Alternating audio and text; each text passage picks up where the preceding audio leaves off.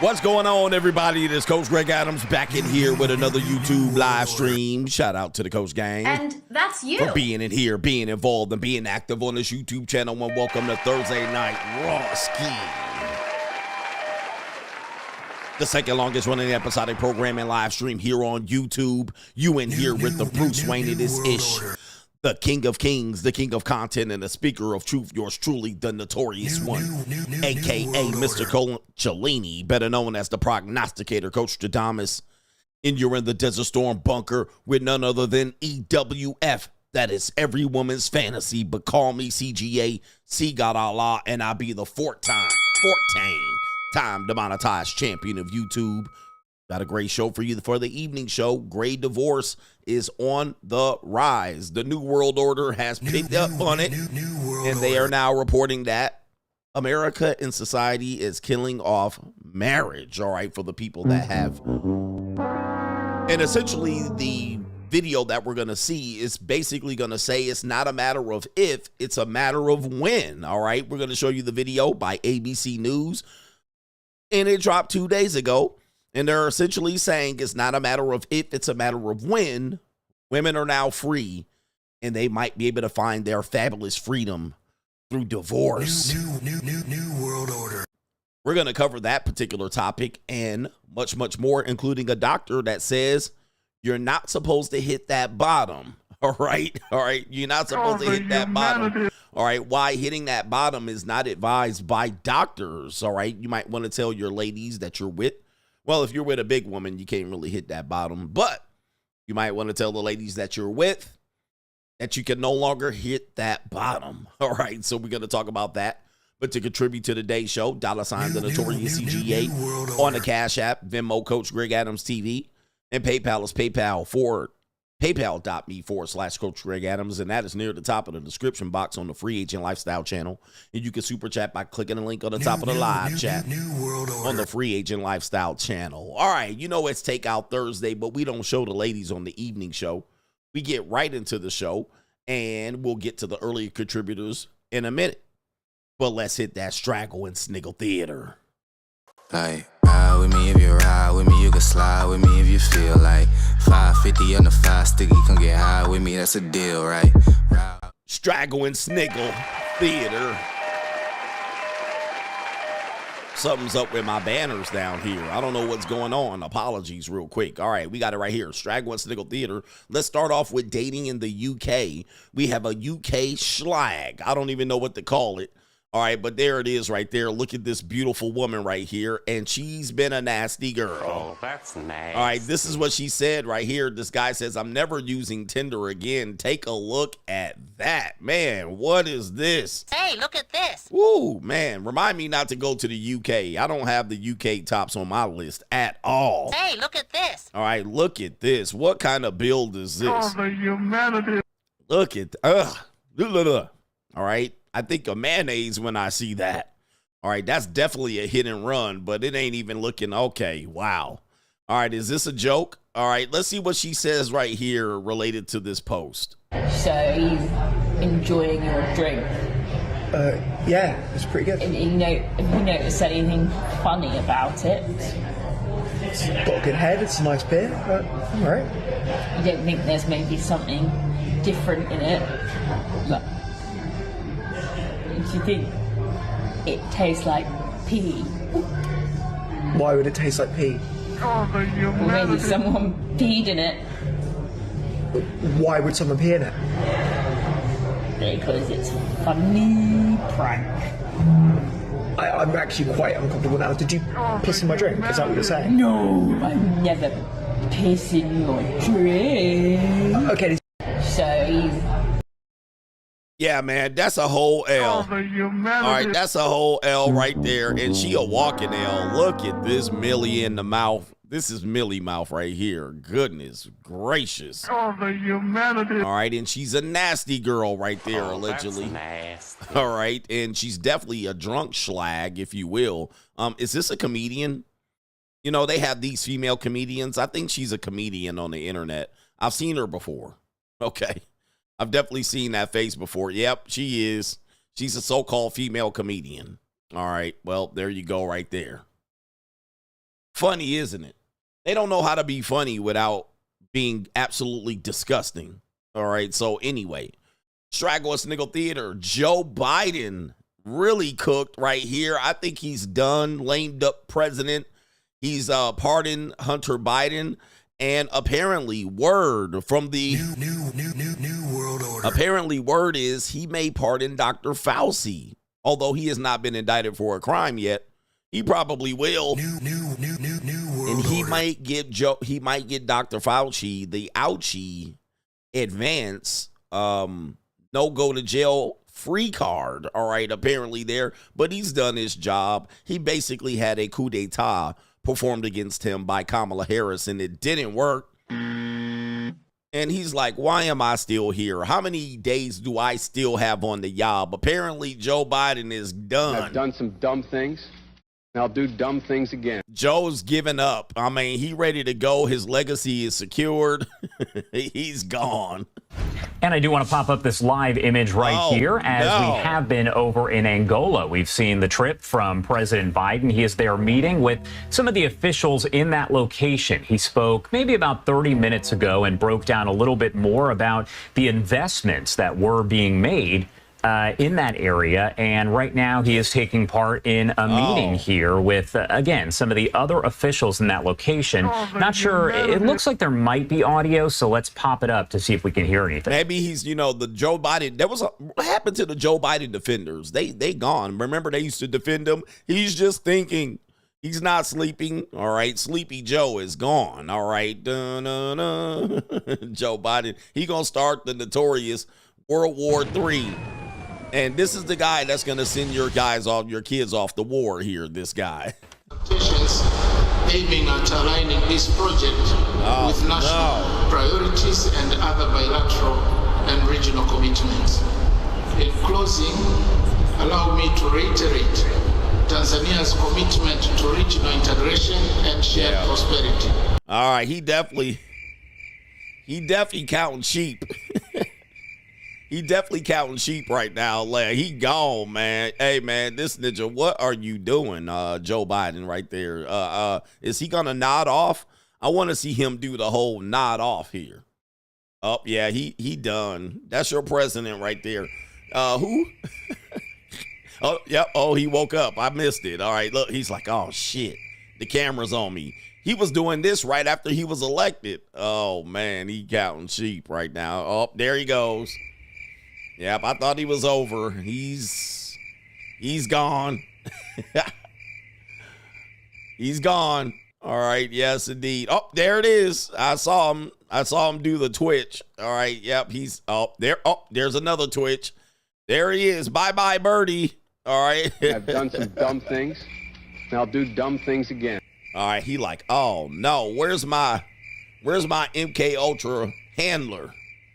All right, he's looking like, okay, now he paying attention now. Oh, Joe. All right, that's terrible, man. This is our fearless leader right here. Joe Biden going bye-bye. Straggle Sniggle Theater, speaking of war, this woman here says this about you sucker MCs out here. Men used to go to war and build things, and now they race you to get a seat first on the subway. Ma'am, what was that again? What was that? Men used to go to war and build things, and now they race you to get a seat first on the subway. Welcome to equality. New world order. Welcome to equality, ma'am. See, women used to be silent and seen and not heard, but now they bump their chests and tell you they're girl bosses. We can play that game all day long. There's a whole bunch of games we can play here. Equality says there's nobody better than the other. Why does a woman get a seat? You goofy broad. All right. And look, society, hey, men used to go to war. Now men and women go to war. Okay. What is this here? The selective equality of these people here. You're no more entitled to a seat than I am. All right. So just because you're a woman and you got a clam between your legs doesn't mean you get a seat. And yes, I'm going to race you. I'm going to race you to the seat. And if I get there, your punk ass ain't getting the seat. This is equality, you goofy. All right. Gotcha, bitch. Look, selective equality. Well, we just want equality at work, but everywhere else we want to not be equal except for equal partnerships, you goofy. Gotcha, bitch. Stand up. Yep, women used to cook. All right, y'all don't do that no more. Y'all can barely microwave shit. All right, try to, she mad because she didn't get a seat. You just mad because you didn't get a seat. Men used to go to war and build things, and now they race you to get a seat first on the subway. Yes, indeed. And you thought you ate, didn't you? All right, but guess what? All right, you ain't sitting down, are you? Equality's a biatch. All right, we got this over on Facebook. Apparently, a mom is pregnant again at 14, and her teenage kids are not happy. I'm not happy. All right, so then, a lot of people always say, I know 44-year-old women that get pregnant. Coach, women get pregnant all the time in their 40s. And I'm like, not their first child. All right, that's the fourth child. And apparently, this evidence right here of this right here, apparently the kids are not happy. Mom is pregnant at 44. All right, here we go. Are you pregnant? Are you pregnant? Mom, are you pregnant? Oh my God. Are you serious right now? She already has 3 adult children. It's a girl, Cara, it's a girl. Are you? You know why they mad? Because she's probably divorced, all right? And I can almost guarantee you she's divorced because there's no man. And you know what's been happening? She been getting her cheeks clapped, all right? That's what the kids are. The son is disgusted. And you know it's a ninja. Gentlemen, it's a ninja. A ninja, she having a biracial baby. Ninja was nutting up in that old 44-year-old punani peace sleeve. All right, and the son knows it. Look, the son just figured out. Look, there go the daughter. She just figured out that the mom is in these streets. I'm going to the streets. End of story. All right, look at, there's one of the daughters like, oh, no, my mama is a hoe. In these streets. All right, my mama is a hoe. The son is absolutely flabbergasted and devastated that his mama been out here slanging punani. Well, she ain't been. Look at the daughter. Look at the daughter. Yo. Oh, the humanity. They are side. They can't believe it. No, not my mama. Where's the son? He disgusted. Oh, the humanity. And look at the mama. Ugh. She looks 54. You know a ninja been viciously clapping them cheeks. And you know this a ninja been viciously clapping these cheeks and nutted up in her. And it's a young ninja that got nut up in her too. You know it. You know it's a young ninja nutted in her right now. And she pregnant. She happy too. Look at this mom body. Ooh, saggy titties and all that. That's a ninja paradise. All right. Don't at me. All right. So look at the son. He's like, oh God, how am I gonna tell? Oh man, how am I gonna tell my friends that my mama out on Tinder hoeing, getting skeeted in by ninjas?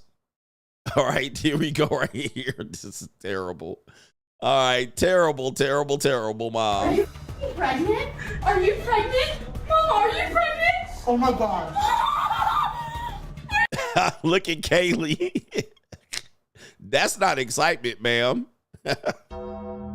That's not happiness. All right, you can be happy for your mom that your mom been in these streets. In these streets. Yeah, that's a rough 44, man. She is definitely got the no lips, big ass chin, Sergeant Slaughter's daughter. That's not happiness. All right, you should be happy for your mother. That's feminism right there. All right. And look, oh man. All right, is that grandma? All right, I don't know who that is. All right, the son is about to throw up. All right, how much you want to bet? What's the percentage? Is this a ninja? All right, they did hug mom later on. Are you pregnant? Are you pregnant? Mom, are you pregnant? Oh my God. Are you serious right now? The blonde daughter, the only one celebrating. The blonde daughter is the only one celebrating. Everybody else crashed out. All right, nobody else is celebrating. 3 adult children. And let me tell you, man, hey, I know one thing, bruh. I didn't see the light. I always say, I've seen the light in the end of the tunnel, man. I got a 17-year-old and 17 in 6 months. And I have an 18-year-old daughter. She'll be 19 in a couple months. I see the light. If any of you skeezers come up pregnant new world with my baby, ooh, I'm going to be the biggest deadbeat daddy you ever seen. All right, but all right, because I'll be damned if I have kids. If I have kids that turn 18, and then the next thing I know, I'm going to be a daddy. All right, somebody said the son knows who did it. Oh, Jesus. All right, this is crazy. He already has 3 adult children. It's a girl, car, it's a girl. Nobody's excited, all right, for this woman. They're devastated. All right, Devastation Incorporated. All right, anyway, is that it on Straggle Sniggle Theater? Let's do 2 more. All right, Straggle Sniggle Theater. We have this one, allegedly a 22-year-old woman. This is a joke, by the way. Is set to inherit the 85-year-old's vast fortune. There's a model gleefully dancing next to her elderly boyfriend's hospital bed after being named in his will. This is obviously OnlyFans promotion, but we'll go ahead and run it. Apparently, we have this one out here. Them young girls don't want you. And there you go right there. All right, the Italian stallion with the nice piece of feline calico right there. And he putting hands on hips. When I dip, you dip, we dip. And yes, indeed, look at her, all right? Hey, get it, girl, with that rhythm. I hate these TikTok dances. But them young girls don't want you. Hey, man, we living in full monetized dating. And, of course, that might be her grandpappy participating because they do look similar. All right, but her promotion is that, let me give her no promotion at all. All right, her promotion is that she's getting, this is her sugar daddy, all right? That's Get him, daddy. Them young girls don't want you, coach. All right, there it is right there. And look at that. Hey, it is what it is. Who's taking advantage of who? All right, they're like these older men take advantage of younger girls. I think it's the opposite. All right, it is quite the opposite. Women have more to gain. Young women have way more to gain. And speaking of them young girls don't want you, we have this in What Is Your Daughter Doing Tonight, Negroes?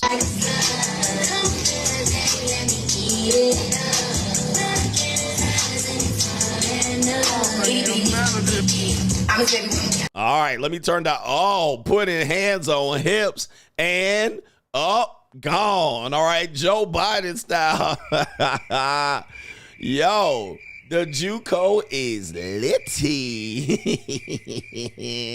All right, I know y'all mad, man. Man, this is terrible, coach. I know you're not promoting this. All right, that's somebody, that could be your daughter. Hey, listen, I ain't got no control over that. She an adult at the end of the day. All right, but he done roared and snored. If you want to know more about the monetized dating, go ahead and hit that link right there because rent always due on the first. All right, it is what it is. And your rent's due, motherfucker. Would you rather Pookie hit it? Nope. All right, somebody need rent paid.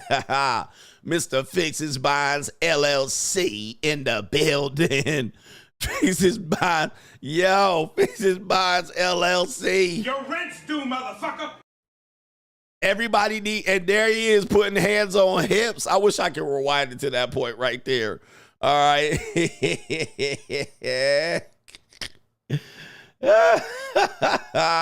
He done put it down, too. All right, look at, oh, man. Hey, that's comfortable right there. He definitely comfortable with it. Look at, oh, no. Oh, the humanity. Oh, no. He put hands on, oh, that's terrible. And look, he got. Oh, the humanity. I love it. When old man in here. The JUCO is litty. All right. Yes, indeed. If you want to know about the JUCO, hey, it's Urban Dictionary supported out here. Fixes Binds LLC is always gonna be in business. I put my hands up on your hips. When I dip, you dip, we dip. All right, yes indeed. Winner, chicken dinner at the JUCO. Hey, if you an adult, you in range here. Unk season, unctivities at the JUCO. And then he got that roar and snore look on his face. Look at this ninja. Nighty night, ninja. Night night, ninja. Oh no. Let's go. We in full effect on Fixes Binds LLC. That's Straggle and Sniggle Theater. Like, ride with me if you ride with me, you can slide with me if you feel like 550 on the 5 sticky, come get high with me, that's a deal, right? Straggle and Sniggle Theater. What a mess. Let's get to these super chats. What an evil world we live in. It's coming up next, and we do definitely live in an evil world, man. Hey, listen, don't blame me. We got our brother Abel says, hey, dear coach. He says, as you know, I rocked the assimilation O.J. Simpson haircut. However, today my barber became militant and edged my front. All right, you lined up. I now feel quite uppity. I now feel offended wherever I go, and I raise my fist for no reason whatsoever. Umgawa. Black power. All right, he lined you up. He got the teeny winny afro. The teeny winny afro. And shout out to our brother, Mello BTC. And this is a sponsorship. I'm rich, bitch. He says, what exactly do you mean when you say you go to the JUCO? How do you meet, pick up women? Are you leaning with money or gang? I've been on monetized dating for a few years, but I'm getting tired of meeting women online. Just wonder, how do you get some new calico from real life? Well, what we'll do is I'll put the link in here. All right. When we go to the JUCO, it's a metaphoric place. It's not an actual place, although there are places to do it, and we talk about it. We talk about traveling and stuff like this, but really almost everything is online, and it's the safest bet because you're not dealing with the teaching gap or a possible plausible deniability gap. And so if you're in public, yeah, you might see something you like, but you got to go ahead and explain it, and they'll act dumb and not act like you know. They'll act like they don't know what you're talking about. So we don't actually go to the junior college. There's no junior college we show up to. However, if you want to take night classes at the JUCO, you can do it. Right? All right, if you want to, hey, what's wrong with my stream? They trying to get it. If you want to go to a junior college and take night classes to see calico, but we don't do that around here. We don't do that around here. All right, we go to locals and then we show you right here. We show you, man, the JUCO is litty. Hey. Don't we tell people, do not approach people with this. What's going on with my stream? The numbers jumping around. Okay. All right, do not go to a community college. All right, do not go to a community college. All right, these streets is online out here. In these streets. And if you notice, anytime you talk to a dating coach, they almost inevitably tell you to get offline. Now, why do they do that?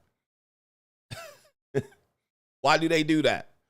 All right, they're inevitably telling you to get offline so they can stay in business. All right, it's better outside. It's better the cold approach. They want you out here struggling and striving. All right, they want you out here struggling. They want you out here just cold approaching. Hi, how are you? Yes, let me run my mouthpiece. Oh, let me get my shit off. All right, man, online ain't it. I do way better outside. All right, you know why? Let me tell you why you do way better outside.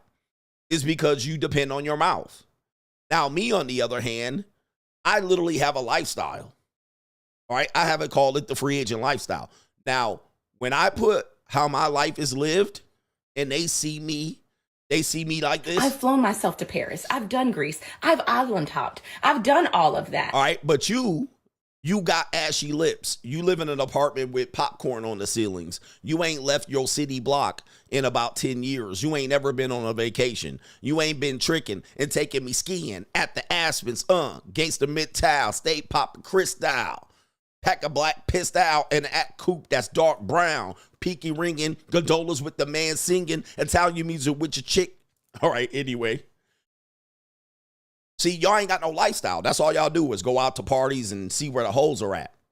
But when I put my lifestyle out there, they all fall down, all right? They all fall down, all right? They see what's going on. They like, oh, shit, this ninja leading with his money, huh? They see me down there on the ski slopes like this. They see me on, all right? They see me on the ski slopes and shit. They like, damn, this ninja done went skiing. They see me in front of the Coliseum. They see me in front of the Coliseum. And they like, damn, the ninja in Italy. You know what? Let me tell you something. I'm going to tell y'all something. This is a piece of game for y'all. And you guys got to get this on locals. Just get this on locals. We tell you, in life, it's demonstrated by things that people like to do, but they can't afford to do, right? Or they don't have the time to do it. When you do things that people dream of doing or have done, you have a conversation. You have a conversation. For instance, when it comes to women or people in general, especially white folks, when you've traveled, you have a conversation, right? So if you're trying to talk to a person, all right, you're trying to talk to a person and you're demonstrating, and you can do this with Latinas that travel as well, all right? They bounce around from Mexico to Venezuela to Colombia to Cuba to Florida. That's travel, all right? Travel is an instant ticket into a conversation. Same thing, writing a book is instant ticket into a conversation. Why? Everybody dreams of writing a book. So if you've written a book, oh yeah, I've written a book. Really? Now you don't have to think about anything. You don't have to talk. You can talk about the process. Now, this is why dating coaches don't want you to lead with your wallet, because them niggas don't do nothing, right? So they just sit around, cold approach it. They don't have nothing to talk about. So they got to come up with, you know, but watch this. If you've been to Europe, you just opened up the conversation crazy. You've been to Europe? Where? Like, what is there, like 20 countries in Europe? Right, 20? So now you opened up a major conversation. And if they've traveled too, that's the conversation. Instead of trying to figure out and lie and make up shit. And so, you know, a lot of people don't understand that. And so if you're networking with people and you could talk about, oh, you know, I'm headed to Barcelona, you know, oh, where did you stay? What did you do when you were there? I was in Barcelona 2 years ago, all right? Or I dreamed of going to Barcelona. So these are all straight up things that they tell you. Don't leave with your wallet. Don't go on the internet, because they don't have nothing to show. They just walk in the streets picking up girls. So they've never been anywhere. But if you go, like, how many countries have you been to?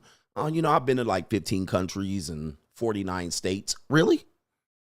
All right, really? What states have you been to? What states have you been to? I've been to every major city in America. All right, these are way bigger conversation pieces, either online or in person, that can literally take you into the next level, not just with women, but in networking. All right, just in networking. And then guess what they ask you next? What's the next question? Right here.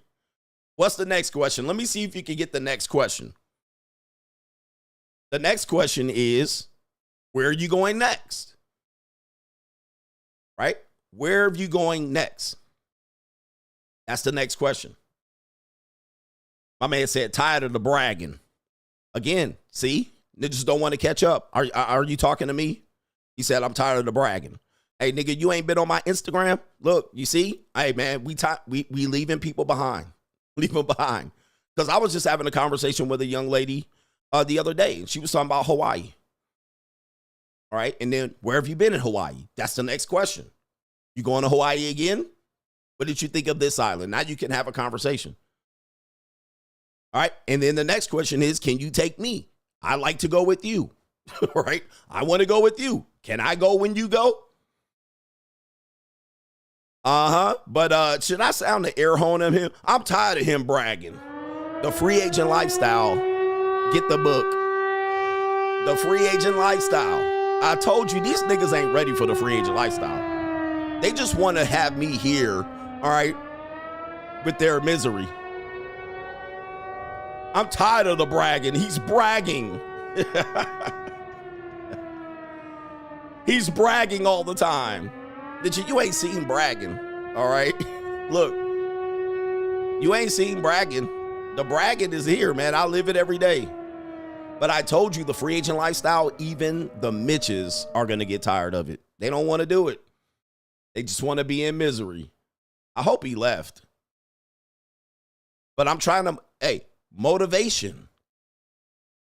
All right, jealousy. I don't want no bad talk about me. All right, jealousy. Niggas be jealous, man. And I'm trying to help y'all. All right, hey, man, jealous ass niggas. Hey, man. Hey, there's a lot of Mitches, man. That's the Mitches is winning, right? Hey, I told you I was going to start winning, and it's been winning. But Instagram, you can show, man, no flex zone out here.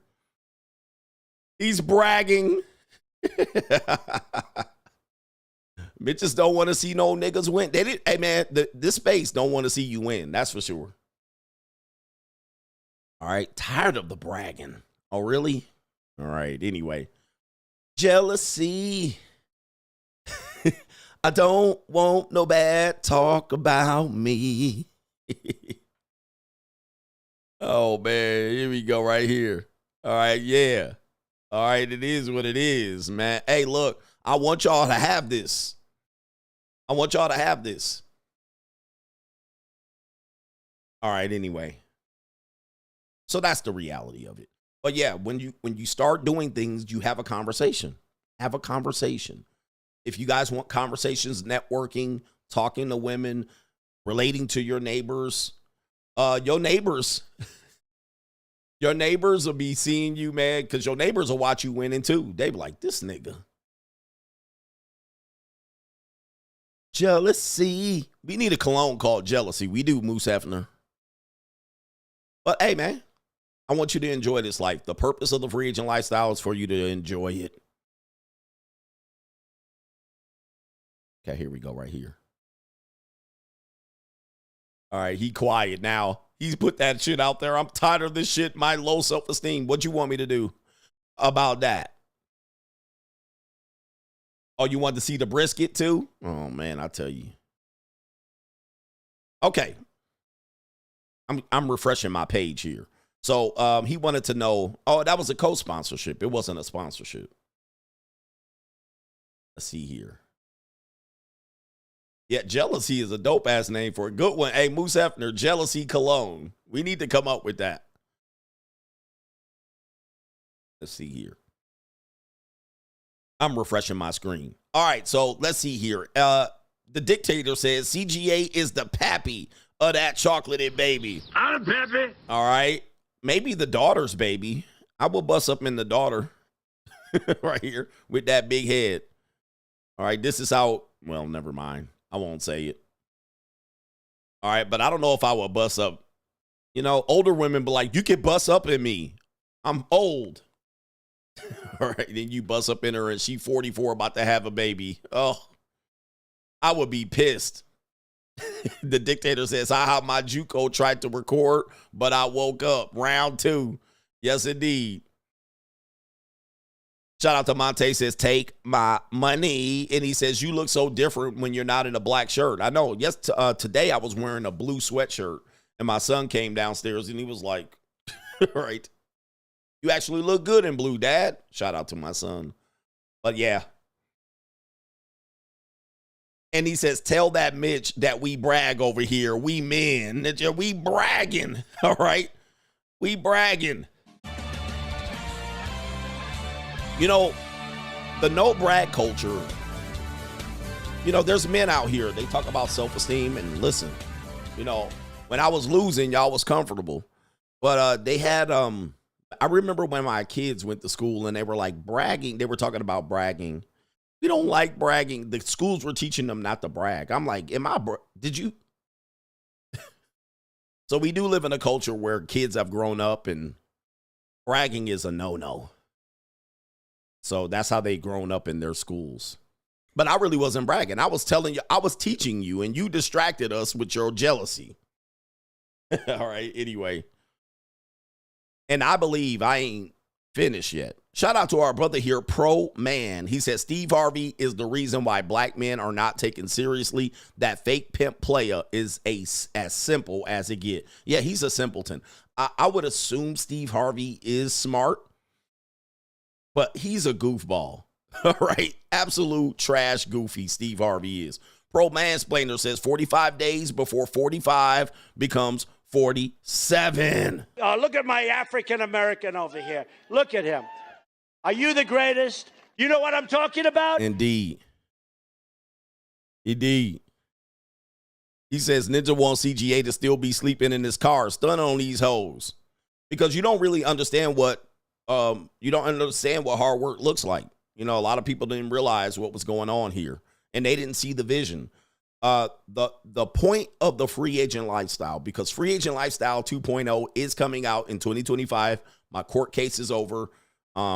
Everybody put cases on me last year have been settled and paid off. And y'all didn't care that I spent 50 grand on the custody. You didn't care about that. But the point of the free agent lifestyle is to see it through completion. It won't make sense if I'm just sitting here. It doesn't. Look, the free agent lifestyle saying to men that you guys should sacrifice marriage and sacrifice giving up X, Y, and Z, and then sit in your house and do nothing. The free agent lifestyle must be shown to the point where I'm telling you, overall, you gonna win. And what would the free agent lifestyle be without me saying, gentlemen, do you realize the life you can live by doing this? Other than that, I'm basically saying, well, no cohabitation, no marriage, and no relationships long term. And you hear that, but what's the real purpose though? The purpose is for you to win. Right? That's the purpose. The purpose isn't for you to just sit in your apartment in Paducah, Kentucky, and just sit there and all of these things and sacrifice and just do nothing and live minimalistic. Right? What the point, and shout out to Lucha CGA out there in Cabo. The point of the free agent lifestyle is to not lose in life, is to go win. That's the purpose of the free agent lifestyle. It's not to brag, but it's to win, it's share a different life that most people will never live because they choose to be miserable, losers, married, divorced. You know, that's the purpose of the free agent lifestyle. So why wouldn't I show you that you're supposed to win in the free agent lifestyle? Why wouldn't I show you that? Why wouldn't I show you me being around the world and why wouldn't I tell you that? Is that bragging? No, that's part of the free agent lifestyle. You're supposed to win in the end. You're not supposed to just be like everybody else.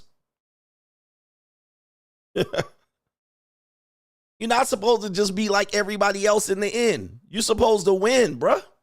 You're supposed to go here and there. And matter of fact, you're supposed to travel in the free agent lifestyle. It literally has a man traveling on the book cover. On the book cover, you guys can see right here. It literally is to go. And so I was talking about traveling, and he's talking about bragging. When that is the literal purpose of the mission of the free agent lifestyle, is to grab your bag and fucking go. Not to sit in Columbus, Ohio, taking L's and living minimalistic. It's not supposed to be that. And I don't know why y'all thought that. This is very important, man. You're supposed to be here and there and going here and there. And you're supposed to be telling people about it. You're supposed to be doing that. And then when you get to the point where you think you can safely get involved in whatever type of dating you're doing, then you're supposed to tell people about it. I'm single and I'm good. I'm happy. I'm winning. I travel. I live well. That is the point of the free agent lifestyle. Not to wait for all the men to win. You go motherfucking win. All right. We're not waiting for other men to win so we cannot, you know what I mean? Now, there you go right there. I'm over there in Italy. All right, there I am on the cruise boat. I'm doing this. I actually had a guy reach out to me and he said I shouldn't do that, right? Men can't handle it. Man, fuck y'all Mitch ass ninjas, man. Go in. Get out of the city. Go do some shit that not every other ninja's doing and every other dating coach. Don't go to the same third world countries that everybody goes to. Get outside. Yeah. Go get some junior college calico. Yeah. Go out there and travel. Go to countries ninjas never been. Go to some Victorian age, some medieval times. You see what I mean? It's an entire philosophy. Get out of the hood. Get out of the country. Get out of Kentucky. Get out of Kentucky. Spike that ball. Because people work hard for this shit, man. Yeah, brother. All right, let me see here. How many ninjas you know going to Spain? All right, chilling with your boy. Barcelona. Men can't handle. I didn't even show videos. Ninja, you must be late. I didn't even show videos. I was simply talking, and the ninja couldn't handle it. All right. Get out of Memphis and go see shit instead of sitting at home. Look, your boy in France. Parlez-vous français? I don't know the difference between the prime minister and the president, though. Yep, ride a horse. We want you guys to win in it. All right, we want you guys to win in it. All right, anyway. Let's get to this part of the show. And it's an evil world we live in. Okay, here we go. It's an evil world we live in. It's an evil world we live in. Let's give you the banner. First things first, we have this. We have this woman asked her coworkers a lot of questions.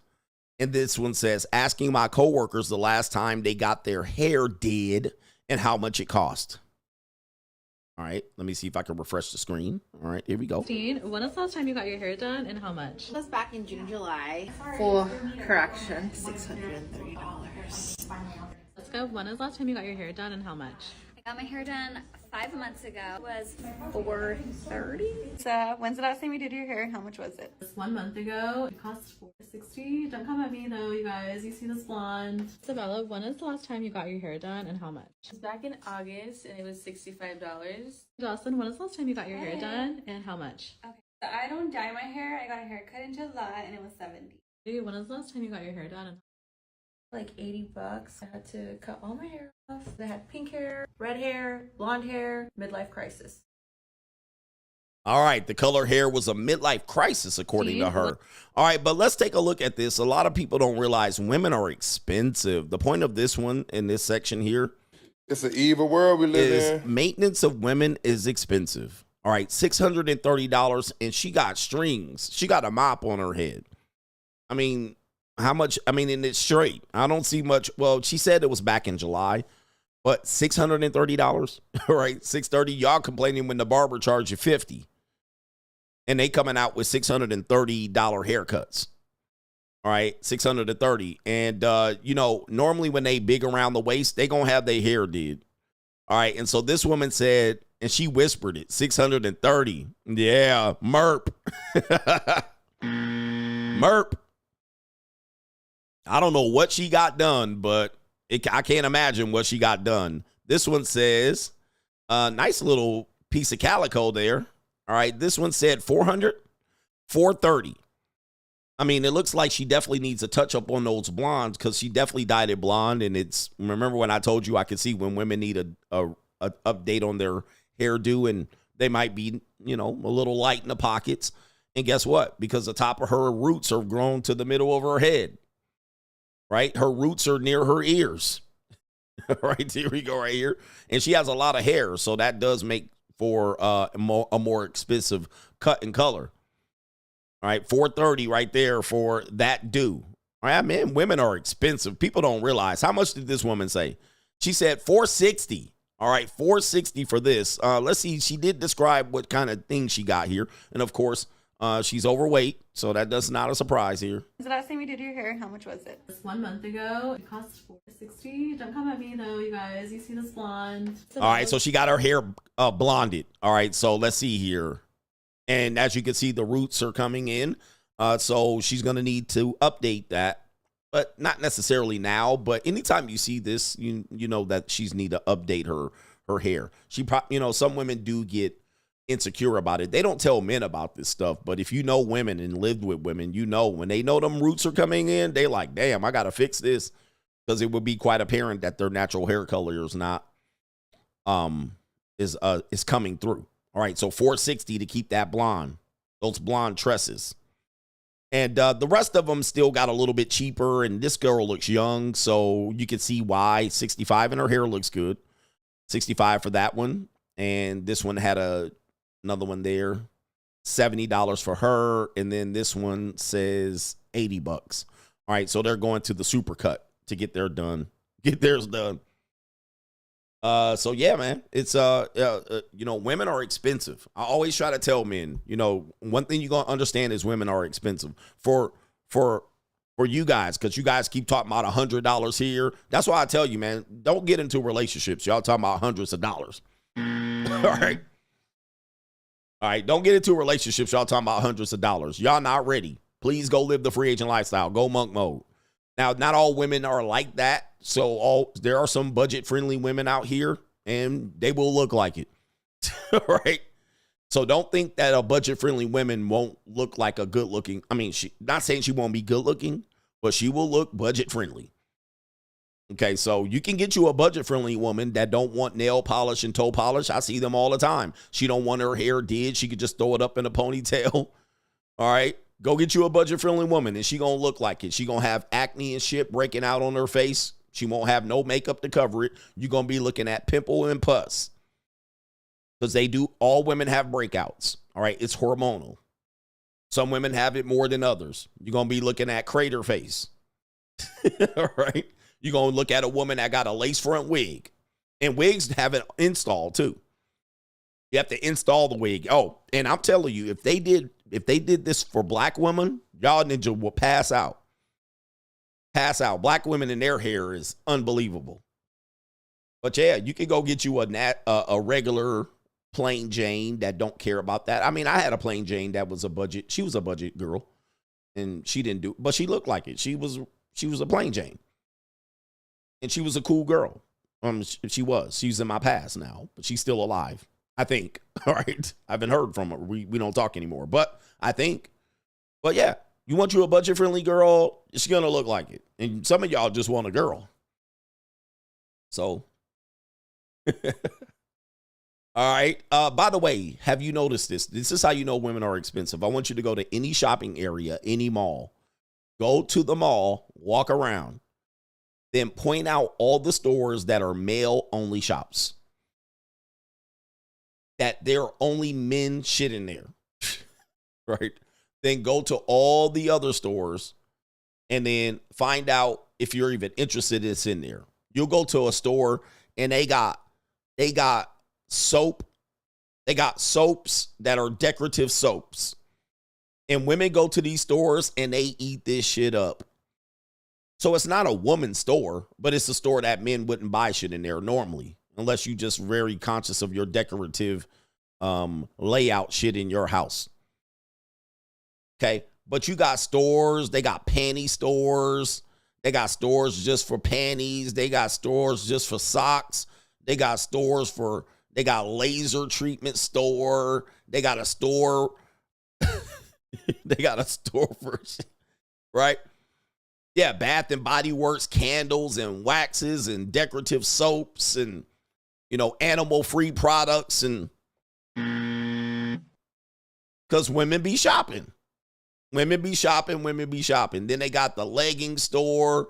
Then they got the sweater store. Then they got the furniture store. And it's all with decorative knickknacks that you almost only see women in. You almost only see women in these stores. Every now and then you'll see a dude in there and he in and out. He got what he wanted. He got the fuck out of there. All right. They got the Anthropology store with sweaters and knickknacks. eye needling. Yep, they got the eyebrow store, the shoe store, the woman's shoe store. Frederick's of Hollywood. Man, please. You drop a woman off at the mall, they just be walking and shopping. Sephora, Ulta.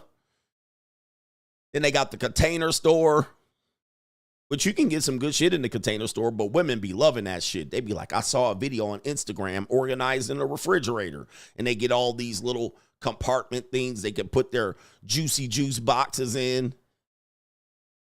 Yep. Forever 21, the Purse Store. Most of the stores, I would venture to say 80% of stores and malls in any shopping mall is literally catered to women. And if it's a male store in there, oftentimes, depending on the generation of the guy, you're not even interested. They got the store where you can dress like a dad. You know what I mean? You can get the khakis and the penny loafers, and you can get the dry fit shirt and the dry fit polo where you can go golfing in and shit. And you can get the members only type, the dad jacket. You can get the dad jacket and shit, and you put that on. You can get the cutoff vest shit. You know what I mean? So when you go, so you got the dad store, and then you got the cool kid store where they got the jacket, the jersey store. You can get your hats, your jackets, and your sports teams. Yep, the Brooks Brothers, they got the suit store, the Brooks Brothers store. They got a couple suit stores. And then women are in there looking at how to dress their husband. Then they got Best Buy at the end. This is a fact. All right, it's a fact. It's an evil world we live in. Yeah, the yellow puffers. The yellow puffer. Oh, I got a puffer on right here. All right, I'm bagging on puffers, and I got one on. All right, there you go. There I am with the puffer on right there. I like puffers, by the way. Puffers are my favorite, all right? Look, there I am right there with the Ralph Lauren polo puffer. I got like 3 colors of the puffers right here. Hey, the puffer's legit. You can put your keys and shit in it. Like, they got these extra pockets. All right, I love the puffer. All right, anyway. Yeah, it's the evil world we live in. What's next? We have, oh, wow. Okay, so there's an update on the story here. An update on the story. Remember this story about this young woman? I believe it was Houston, Texas.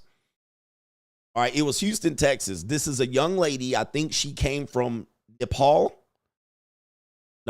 Hold on for a second. Nepali? Okay, beautiful young lady. Nice piece of calico.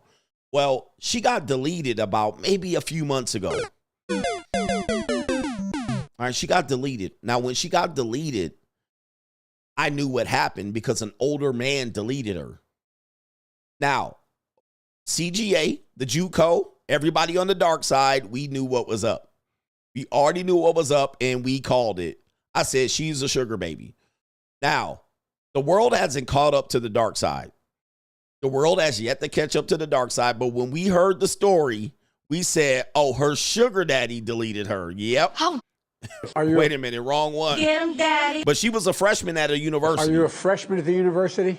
No.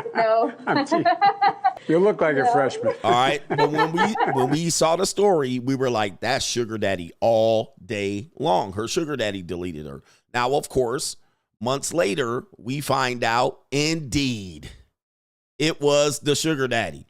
All right. And so what you don't realize, when I talk about these young women are out here, people don't realize. I know people don't want to hear this shit and you want to hear it over and over again. Dude, I'm not going to reinvent the wheel for you. The JUCO is litty. The JUCO is hot. Yes, young girls are not. I don't know how many young girls are out here, but they out here.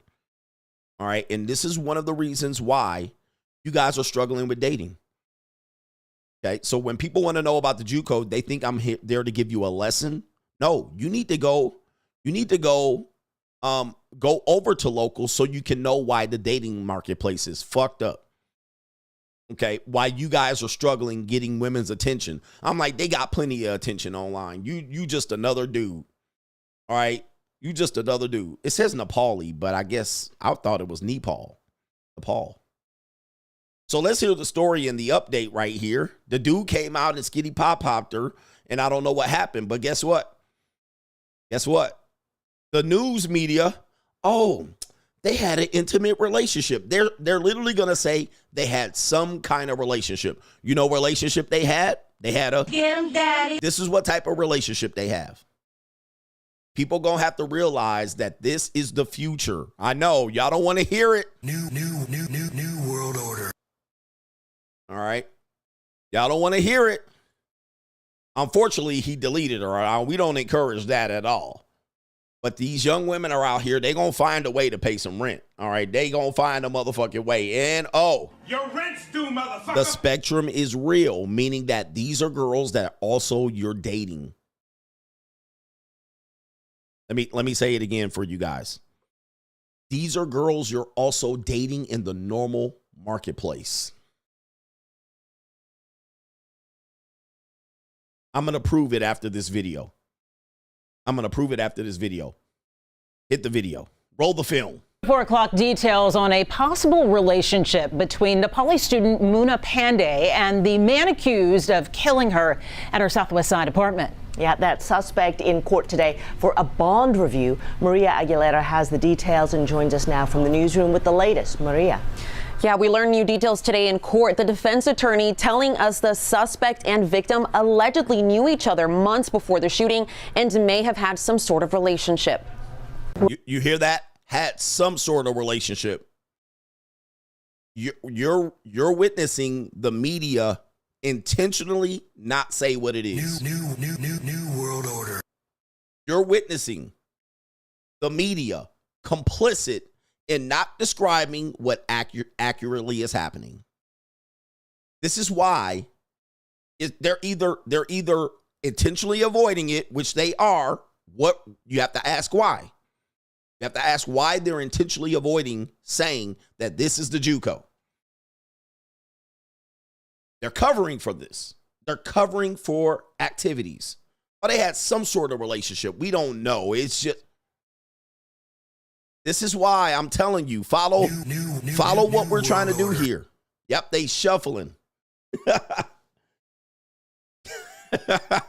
They don't want to say it but they know. Get him, daddy. They know it's feminism. Yep, because feminism telling these girls they could do this. So they don't want to scare them. Our girls keep doing it. Wow. Some sort of relationship. Be specific. They don't want to say. That's why the JUCO will be litty. That's why it's going to be. Details today in court. The defense attorney telling us the suspect and victim allegedly knew each other months before the shooting and may have had some sort of relationship. For the safety of the community, the court will set bail at $1 million. Bobby Singh Shah appearing in criminal court. The judge keeping his bond the same during a hearing after his attorney requested to lower it in half. It is extremely high. Mr. Shaw is indigent. He does not have the funds to make $1 million bond. Shah is charged with capital murder, accused in the shooting death of Muna Pandey, a 21-year-old student from Nepal who moved to Houston to attend college. The defense attorney in his case says Shah and Pandey allegedly had an intimate relationship for several months before the shooting. Okay, there it is right there. All right. It is what it is. I looked at it as I have an months. ATM between my legs and I'm just using it. All I gotta do is put my card in. Shout out to the ladies. That's it. And put the PIN number and boom, money. Shout out to the ladies that's doing it. Hey, I don't judge. I listen, I don't judge. Allegedly from a dating website. And then from that dating website, they met at her place of employment. Lead attorney. Lead attorney 2.0. $2 lead attorney. You said they met on a dating app? They met on a dating app? A dating website? What dating app website? I got money. They met on a dating website. Oh, okay. Apparently they met on a dating website. What dating website? Ooh-wee. But they met on a dating website. Oh, which one? Match.com or millionairematch.com. All right. All right. Yeah, they met. And then her place of employment. Okay. All right. That's interesting. It is what it is out here. Hey, just keep it on the low here. And then they became intimate. Inside the courtroom, the prosecutor sharing details what happened the night of the shooting at Pandey's Southwest Side apartment on August 24. Noticeably, she is scared. She asks him, what is he going to do? He tells her, don't make this difficult. He then racks the firearm to secure her compliance. All of this, she says, was allegedly on surveillance video used as evidence. Court documents paint a similar story to what was said in court, stating Shaw held Pandey at gunpoint as they entered her apartment. Then, allegedly a little over an hour later, Shaw was seen on surveillance video leaving the apartment with her purse. Pandey was found by investigators with several gunshot wounds to her torso and the back of her head. That's terrible. Oh, the back of the head? Oh, my goodness. We met as a result of the common circle of both of them being from Nepal. There are still no details on a possible motive. A new court date has been set for early next year. We also approached the prosecutor in this case, but she did not want to comment at this time. Yeah, they want keeping it on the low. We do have more details on this case on KHOU.com. All right, shout out to Maria here. All right, shout out to Maria. It's an evil world we live in, man. All right, we also have this here. Apparently, this doctor says, do not hit that bottom. Oh, my goodness. It says right here. Doctor says, no, no, no, gentlemen. Whoever told you to hit that bottom, they telling you wrong. Leave them cervixes alone. I know, man, you be wanting to go there. Some of y'all don't have the equipment to hit that bottom, so it's okay. We understand. It's an evil world we live in. But they're saying right here, the doc is saying, hey, don't hit that bottom. All right, remember, guys, what is hitting that bottom? All right, let's go take you to Alexa Taylor, and she's going to talk about hitting that bottom. He knows how to work his hip, incredible orgasm. That's why they call it. We are living in the 21st century. That's the mechanical jack. They know a woman's body, they know the power of their penis, and they know how to soothe her body and to soothe her vagina. So it's really easy to be caught up with that dog kind of man. Like that one girl asked me why she thought something was wrong with her because she liked the flashy guys with the jewelry. I said there's nothing wrong with liking a flashy man. You just have to know what type of spirit and energy he's carrying. Because there are some good men, although they still like to flash, they're not whores. They don't give their penis to everybody. You have to be able to recognize them, because the man that is living to ejaculate, he's in a predator mode. And when a man is in a predator mode, he's going to look for the weaknesses of a woman that's lonely. Her vagina is cold. She's laying in bed at night playing with her toys, or she's got a man beside her. He's a good provider, but he's not hitting the walls and working the middle like that dog that she having that sneaky sex with. What drives a woman to toys? Because, like I said, she needs the vagina penetration. A lot of women are hooked on having clitoral stimulations. You have an outer orgasm with your clitoris, but also you have inner orgasms inside the intravagina, inside the vagina walls, hidden G-spots. And every woman's G-spot may be similar, or some women may have more than one G-spot. So some women are actually hooked on coming. I mean, it's women that can be at work at their desk, they got the jackrabbit on. They said, well, it's a part you can buy, hooking onto your clitoris all throughout the day. And you can be having orgasms. That one of them I know they call, I knew some girls, that was their favorite partner. That was their favorite best buddy to keep in their pocketbook. But see, I go back to when I was a little girl being raised in the country. Jackrabbit jump from here to there. Yeah, we ain't talking about the rabbits out. I ain't talking about no real rabbit jump, but a rabbit in nature jump from here to there, just constantly moving. Yes, and they say that they have taken that same concept of the rabbit jumping from here to there, and the design of it jump all up on the clitoris, just jump out of control and make the woman have an incredible orgasm. That's why they call it. We are living in the 21st century. That's the mechanical jackrabbit for the clit. Some men, they have so much heat and intensity in their penis that you can feel it radiating through their clothes, or just to touch the penis, it's on fire. It feel like it's fire underneath the skin. So a lot of women start going crazy. They actually think, because all penises are not created equal and they don't hold the same level of intensity. So if it's one hot like that and he has the energy, he knows how to work his hips, work his buttocks, and really twist her and bend her like she's a pretzel and give her the gratification she needs, she's going to be hooked and think that that's love, or a deeper root level. She's going to become sexually, mentally, and emotionally attached, although he ain't no good, and this other man she with provides for her, take care of children that ain't even his.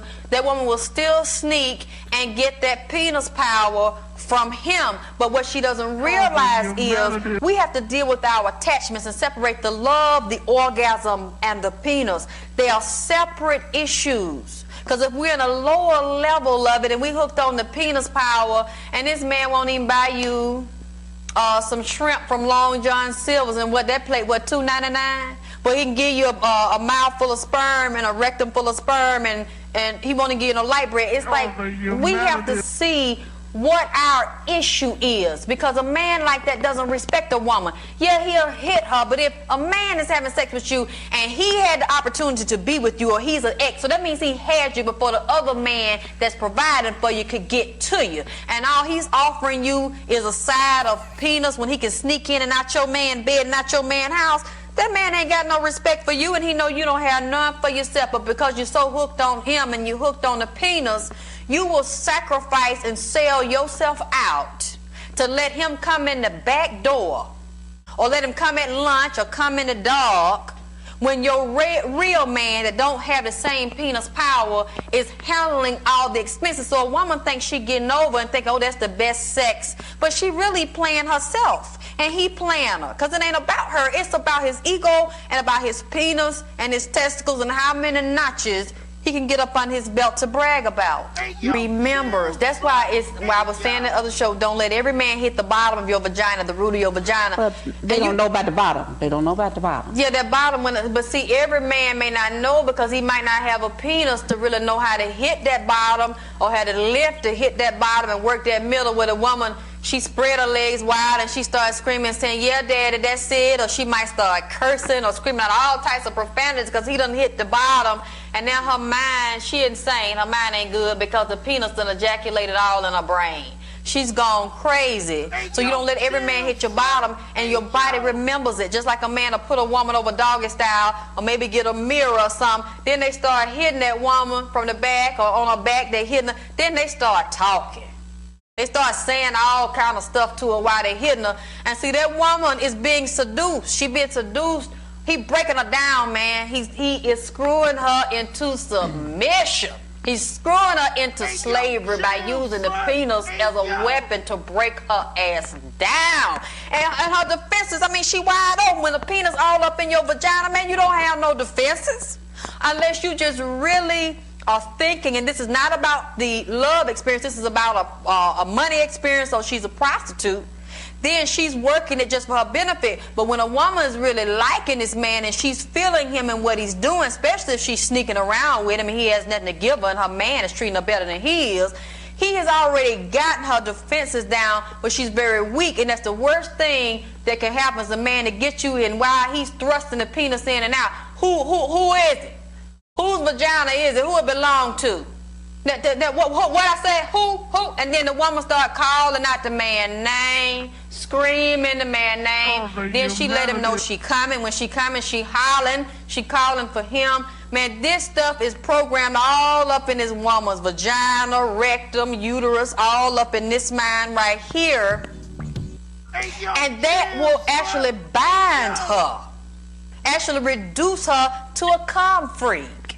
So if she can't get to him, she'll slip him in, and then that's where the jackrabbits and all the different size penises and dildos come in, because she's remembering and trying to recapture that experience. So that's why I said you don't want to let everybody hit that bottom. You don't want to let everybody spank you and talk to you all kind of ways, because women, especially when that man pull it back, won't give you the penis no more. Women will be all in the bed at night trying to sleep, tossing and turning, they dreaming about it. Lord have mercy, they wake up out their sleep because they dreamt the man done did this to somebody else. And the thought of that, is devastating. That woman's heart get to beating fast, blood pressure go up, she can't hardly catch her breath. Just to think about that man done rationed that out and laid that out for somebody else and bent them over and talked to them too and spanked them. Having the PhDs and master degrees to put on my wall and act Wow. Okay. Shout out to Alexis. All right. Alexis said, what did she say? She said, I like to get dominated. I like to choked, whooped, spanked, told what to do. I need a man to take charge and let me just, be goofy. Wowzers. That is an amazing conversation there. All right. She's definitely speaking from experience. And this doctor said, don't hit that bottom. All right. Dr. Millimeter Peter, we're going to call him, said, don't hit that bottom. Let's hear what the Millimeter Peter doctor has to say. Stop hitting the cervixes of your female partners. Oh, no. Alexis, he said, don't hit that bottom. All right. Cervix hitting is a total misconception of female sexual response resulting from watching pornography.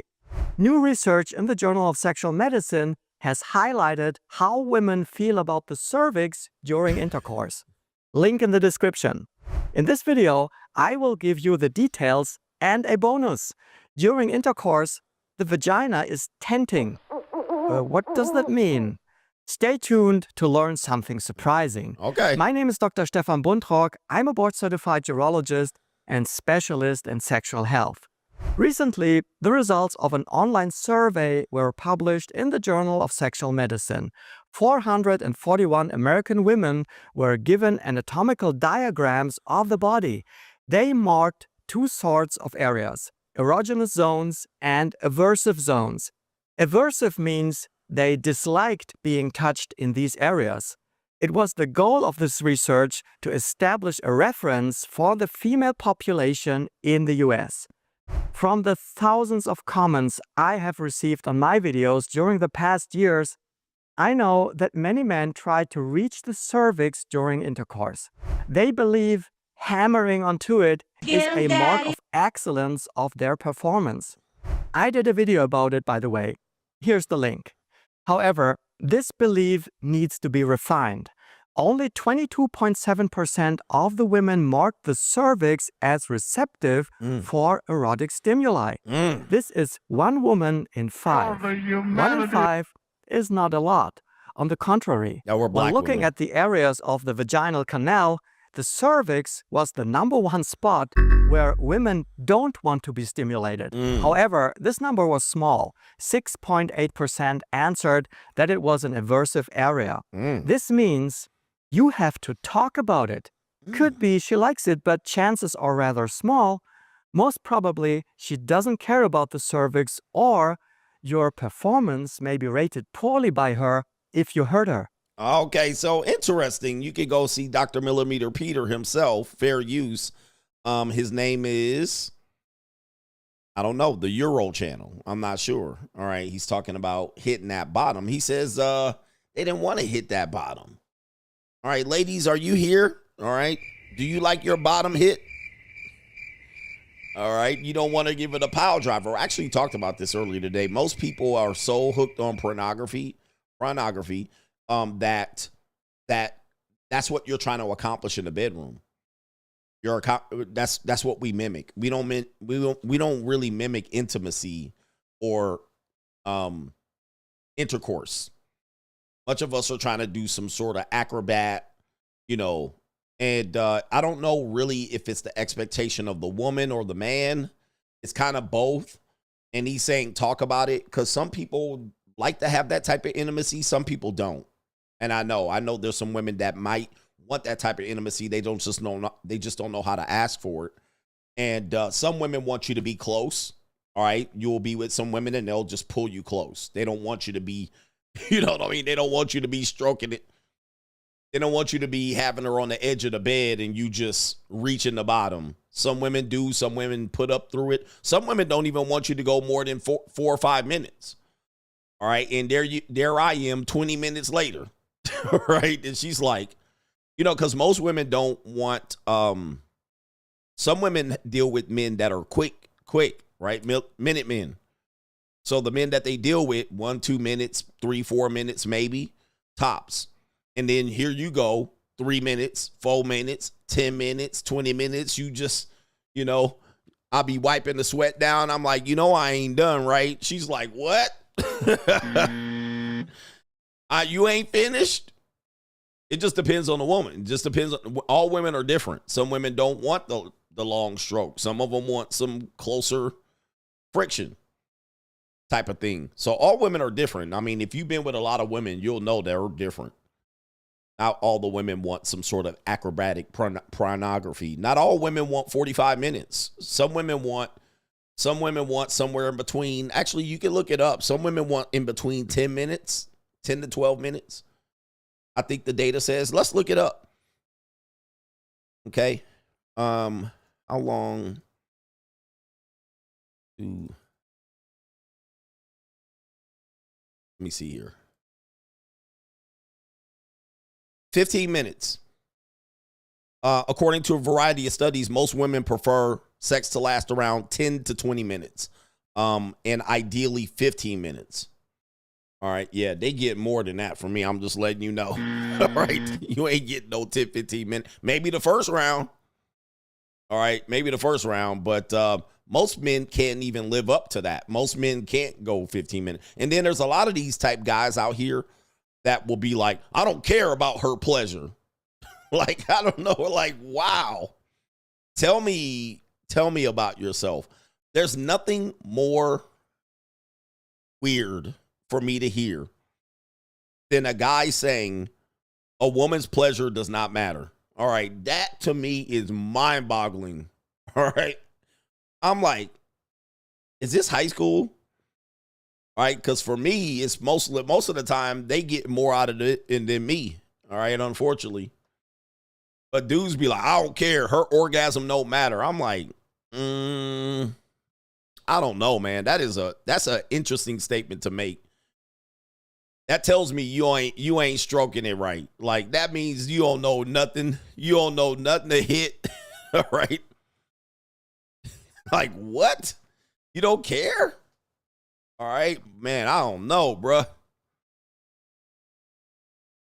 I be hearing shit like that. Like, her orgasm is irrelevant. All right. Her sexual pleasure is.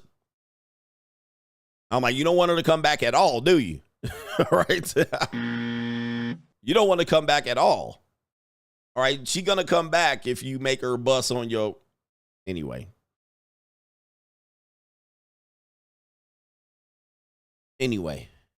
Hitting that bottom is the subject there. All right. What are we doing here? I guess the main event's coming up around the corner.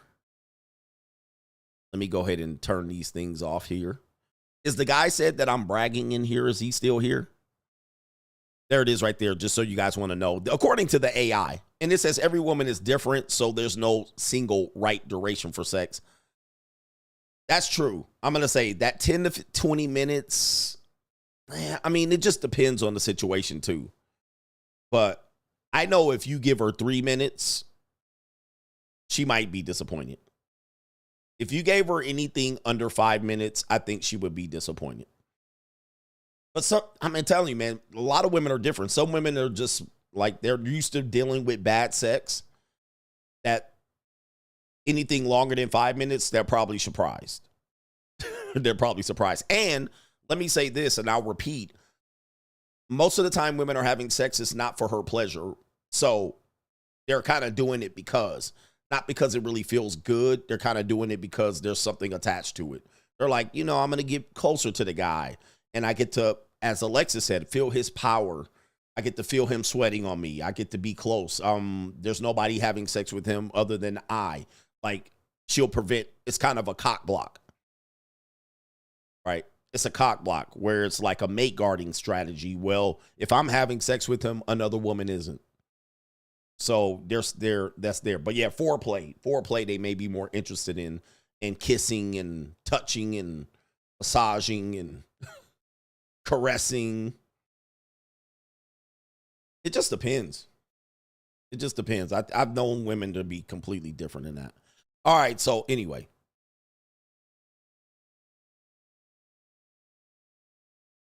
But the one thing I know is they want you to finish. Right? When you start, they want you to finish. And if you are really a guy that wants to destroy her ego, don't bust a nut. Do not finish. Do not ejaculate. Do not finish on her. Do not finish on her. Just stroke, and just keep trying to, I just can't. And then this is the question she's going to ask you for you virgins out here. What would you like for me to do is going to be the question she asks. When she asks you that, she's done. Right? She's going to say, what would you like for me to do? Because at that point, she's interested as to why you haven't finished. Right? She's like, what's going on? Is there something I can do for you? Is there something that you like? Something that you prefer? You want me to put my face in the pillow? She'll start asking that. So that's when she's taking on the idea that something ain't right here. Ninja, you still drilling? You still drilling for that nut, huh? You ain't finished? I'm kind of over this. I got to go pee. She wants to get up and go pee in the toilet. But she definitely like, what's going on here, guy? Are you good? You want me to give you a foot job, or is there anything that I can do to help you down there? It seems like you're having some problems. Right? You've been stroking and sweating. Is there something that I can help you with, sir, down there? She done. That's her saying, I'm done. All right. And I would like for you to be done. So let's finish this shit up. All right. Self-esteem going through the gutter. She like, her self-esteem is trash at this point. She's like, wowzers, I cannot do anything. Oh my goodness. Yeah, that's how you get her ego. She'll leave like this. She'll be like, damn, he didn't even finish. Right here, her self-esteem is in the toilet. That's if you want her self-esteem in the toilet. And she'll be texting you, is there anything that I can help you with? I want you to enjoy it next time. I enjoyed it.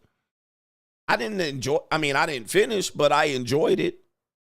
Yeah, but I want you to really enjoy it. All right. Oh, okay. I know what you mean. All right. She wants you to really enjoy it. She going to be looking at her body in the mirror. She don't know what the hell happened. All right. Anyway, yep. Ladies, stay quiet on my show. Hey, man, I'm going to tell you, man, there's no better thing that I like to see is that women do not argue with anything that I'm talking about. But, oh, Life of Enigma's there. There she is. She said probably. Yep. That's what's happening. Her self-esteem. You ruined her self-esteem. It was like, damn, I couldn't even make them finish. What's wrong with me? She took it to her punani. But there's no bigger pleasure than me to hear women not disagreeing with me. I mean, I'm telling you, that should tell you everything. That should tell you everything. But I'm going to tell you, ladies. All right, I'm going to tell you. If that's happening, one or two things are happening. He's watching too much pornography, or he getting a lot of side trim. All right, so more than likely it's the second part. He getting a lot. You just the next in the rotation. All right, that's all that's happening. If he drilling, and he just going in 45 minutes, 60 minutes, an hour. Coach, I agree with you at a very high percent. Shout out to you. But yeah, he's getting a lot of other girls. All right, so what's happening is he doesn't have sensitivity down there. He's lost sensitivity. So when you lose sensitivity, you can't feel anything. All right. And sometimes it happens if you start off Olympic sex and you're doing that. All right. You realize you're losing sensitivity when you do that. So if you start off aggressive like that and you move past that point where you're going to finish, and then you're constantly, and she jumping up and down on the pogo stick, it's almost impossible for him to be able to finish because he's lost sensitivity. Sensitivity is a big deal. And so if I can't feel it, there's nothing that's about to happen. Okay. Right. Especially even with condoms too. Especially if you're experienced and you're older and you're wearing a condom, nothing about to happen for a minute. He's going to have to think of something. He's going to have to take his mind somewhere else. So condom plus lack of sensitivity, which condom decreases the sensitivity by 80%. All right, all you're feeling is the oil inside the condom. You're not feeling her at all. Maybe you might feel some warmth. the warmth of the inside, maybe the constriction. But you're not feeling her. So if he's experienced and wearing a condom, probably not gonna, he's not feeling a damn thing. Right? So then at that point, he probably won't finish. He'll have to figure out how to do something else, and he'll be like, wait, sit down right there. Stand over there, and he'll do the old auto finish. He'll do the auto finish. So yeah. So if it was raw, so if women are used to dudes wearing condoms and finishing, but she deals with an experienced guy, he ain't gonna finish. He might even not even stay hard. And even stay hard. All right, shout out to our brother Kalen says, what I've come to realize through your teachings, coach, and society is that marriage and living with a woman will serve as the ultimate test of her sexual desire for you as a man. Sexless marriages are embarrassing when you consider they're the safest and least judgmental form in or union to have sex. Well, that's the only sex you're supposed to have, according to some religions. So, if you can't even get that going, I think there's nothing more humiliating than that. That's embarrassing. That's embarrassing that if you are living with a woman and you cannot become involved with her intimately, that's terrible. Right? Like, you can't even get that off. And there's some ladies who are like, well, if he wanted it, he would ask and he would do these things. All right, ladies, do you want your husband to take you out on a date? Because he's supposed to just, initiate and assume you're ready and get you in position and foreplay and all these things. But do you guys like men, ladies, do you like men that take you out on dates? Now, is it the same if you have to ask for it? Honey, I want you to take me out on a date on Thursday. And I want it to be this. Is it the same when you ask for it? No, it's different. You're like, damn, I had to ask him to take me out on a date. I had to ask him to take me out to a restaurant. I had to ask him to get dressed. I had to ask him to get off the recliner. It's not the same that you had to ask him and initiate. So if the man's not doing it, there's a reason why. But also, you will feel that his lack of initiation and assertiveness is going to dampen the mood. I had to ask you. The only reason you're doing this is because I had to ask you. So same thing with the sex. If you're expecting him to initiate and having to ask you, honey, can you touch my peen? It ain't the same. And you're like, well, all right. You put your book down. This is what they do. Well, all right. They're with their book. Slam their book on the night table. All right, come on, hop on. All right, she take her own clothes off. She just come out her own clothes, take her bra off, hop on the bed naked. All right, let's go. You're like, damn, really? I can't even take your bra off? I can't even peel your panties? Nah, let me peel the panties off your butt. Lift your hip, the whole lift your hip shit. She just take her shit off, her shirt, her titties just jiggling. All right, she just take her socks off, her goddamn pajama pants, lay in the bed. All right, come on, hurry up, get some. Like what?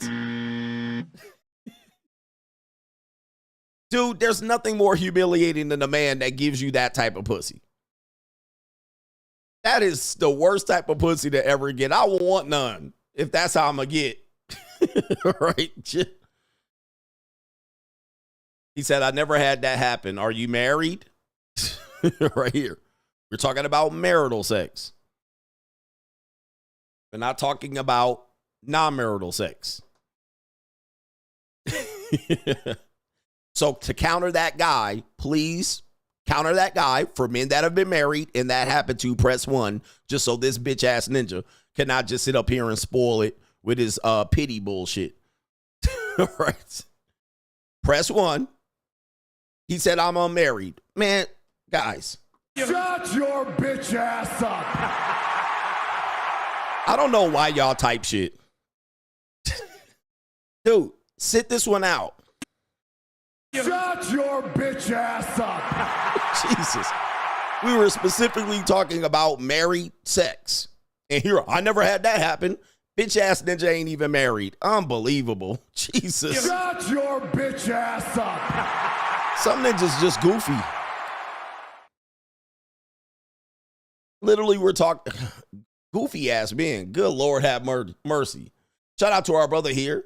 Christopher Ward says, forget these bitches. He says, I was broke after my last divorce in 2022, but this year I'm coming off a $175,000 a year going into my 30s. He says, I'm going to be traveling a lot next year, and I'll be working 6 weeks on and 1 week off. He says, men need to get their money up and stop hating. Give me that boss up ninja stuff out here. Boss up, nigga. People didn't realize the free agent lifestyle, this is not MGTOW.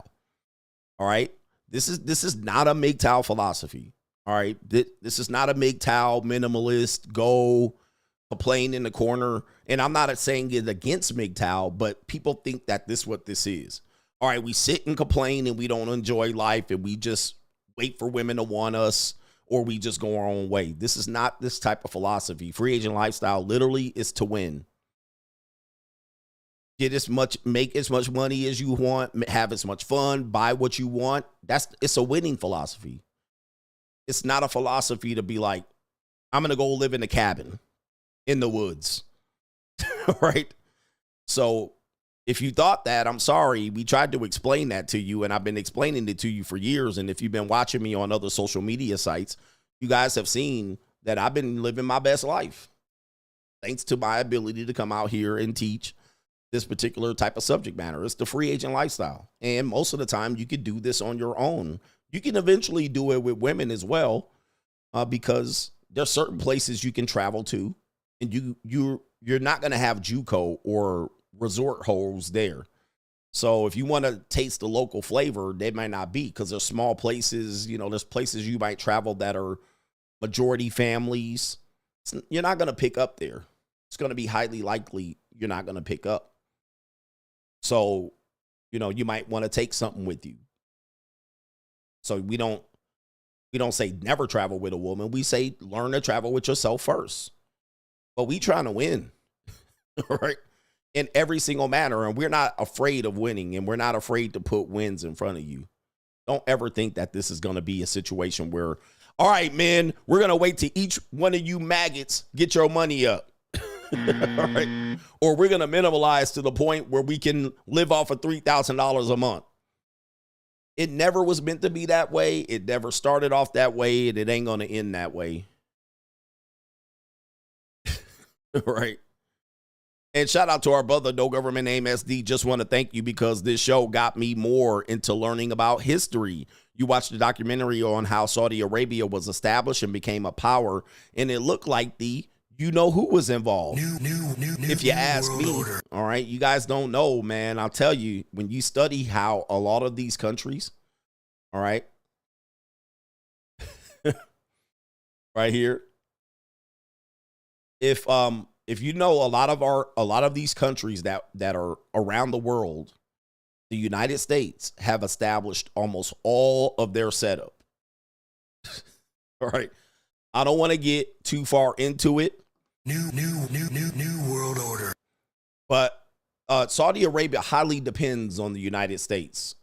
Highly dependent on the United States, especially militarily and shit like this. All right.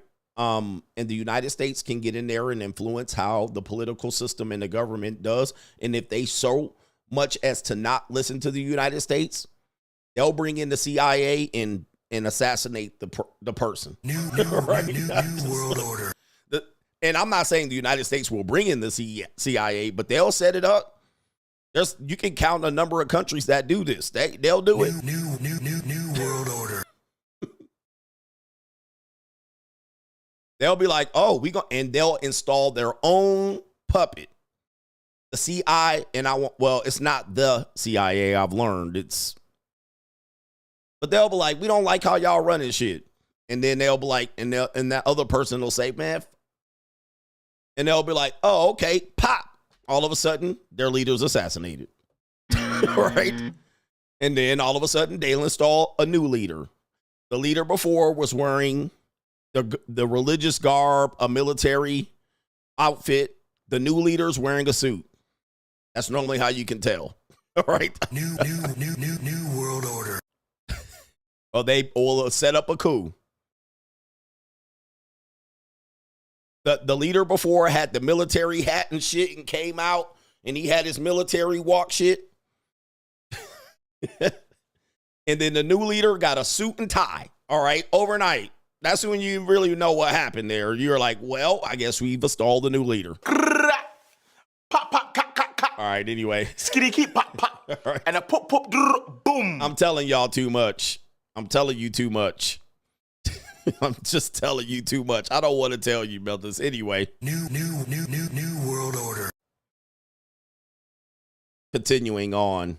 I really tell Mickey Mouse stuff. Don't at me. I don't want to be outside walking in Midtown Manhattan and all of a sudden. Pop, pop, cut, cut, cut. Skitty, keep, pop, pop. And a pop, pop, boom. All right. I'm telling y'all a little too much because y'all not ready for this.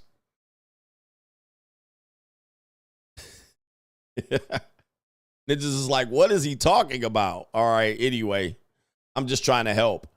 Shout out to Rebecca in the building. Thanks for being the best entertainment on the internet. Keep preaching, coach. More young men need to listen to your wisdom. Shout out to Rebecca. Meow. Shout out to Did you eat that cat? Shout out to Rebecca. Thank you. Thank you, thank you, thank you. I appreciate that. More men need to listen to this man. Do not listen to Steve Harvey, goofy ass. He's going to set y'all up for failure. He's going to set y'all up. I'm setting y'all up to win. Dinero Tranquillo, shout out to you. Abel says, I agree with you wholeheartedly, my dear coach. I've had the privilege of doing many things in my 60 years, and I always big up anyone who improves themselves. It is just plain good karma, period. All right, please, gentlemen, big up dudes. When you see dudes outside and they winning, you need to be like, yeah. That's what I like to see. And dude, there are dudes that do that in public and they don't have to. They be like, I see you. I see you, Unc. I see you, Pops. All right. They see you. They like, man, I love your car. I like what you doing. You know, and I do the same thing. When I see dudes winning, I be like, yeah, yo, win. Especially then when you see brothers, you know, brothers, and you out there in a nice resort and ain't nothing but white folks out there and you see each other, you be like, yeah, let's get it. Get that shit, man. Rick from H-Town read your free agent lifestyle book with my son, who's 17 years old, decided to book up a couple of flights, one to Belize for a week and another to the Philippines to visit an old coworker who retired and lives out there full time. Yes, I'm bragging. He says free agent lifestyle for life, ya bitch. That's what it's about. For life. Free agent lifestyle for life. The one thing, here's some rules. I'll give you some quick rules here in a second. Snaptech Fish says, this sister is talking crazy big facts. She need a trophy. Yes, indeed. He says, woo.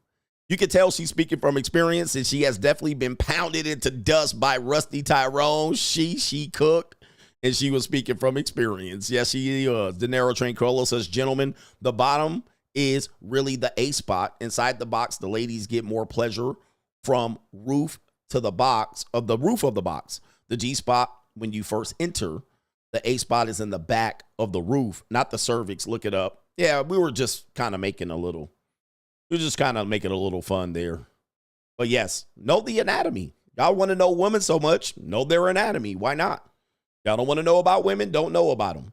H Everyday says you have to add Dr. Alexis to Melanin Mondays. She said, come all in the uterus. Come all in her mind.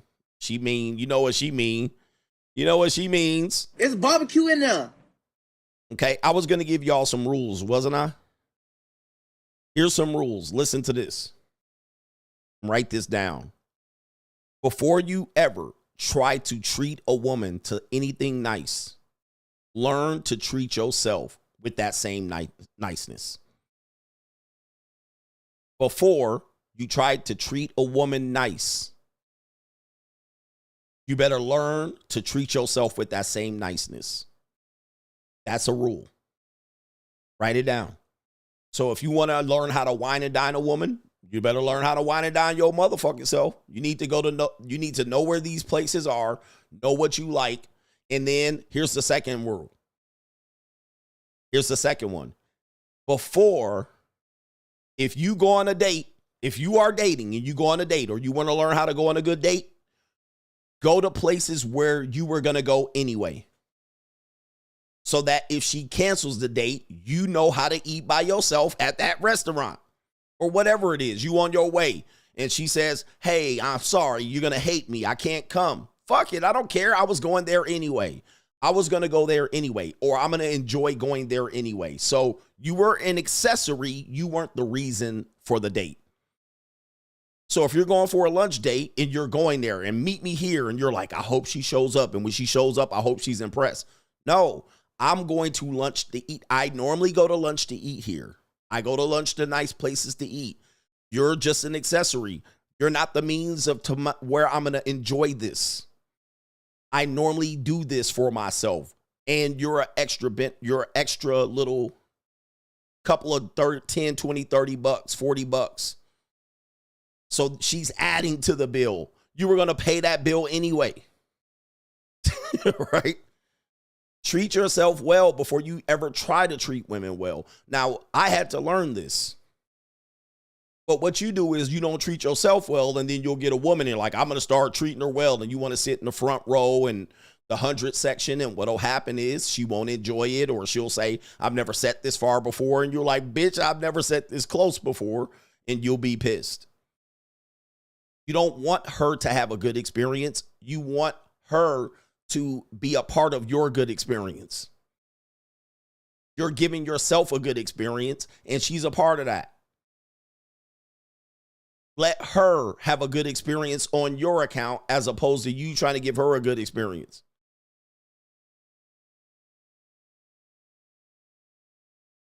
You know what I mean? But like, all right, bitch, you didn't enjoy it. Well, I'm going to enjoy it. You can leave. I'm good where I'm at. All right. So this is where guys keep missing. And then this is why they come up jealous and think you're bragging.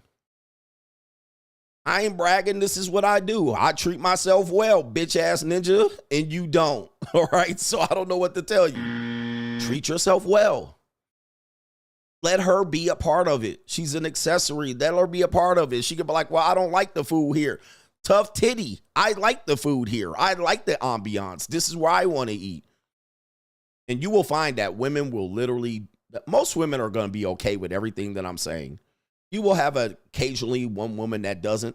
Everything that I'm telling you, most women are probably going to be like, yeah, run it like that. So when I say this is where we're going to eat, I'm going to pick you up or Uber you in, or you meet me here. This is the time, blah, blah, blah. Go in. Do not wait in the parking lot for her. That's giving her an indication that you're not doing this for you. You're doing it for her.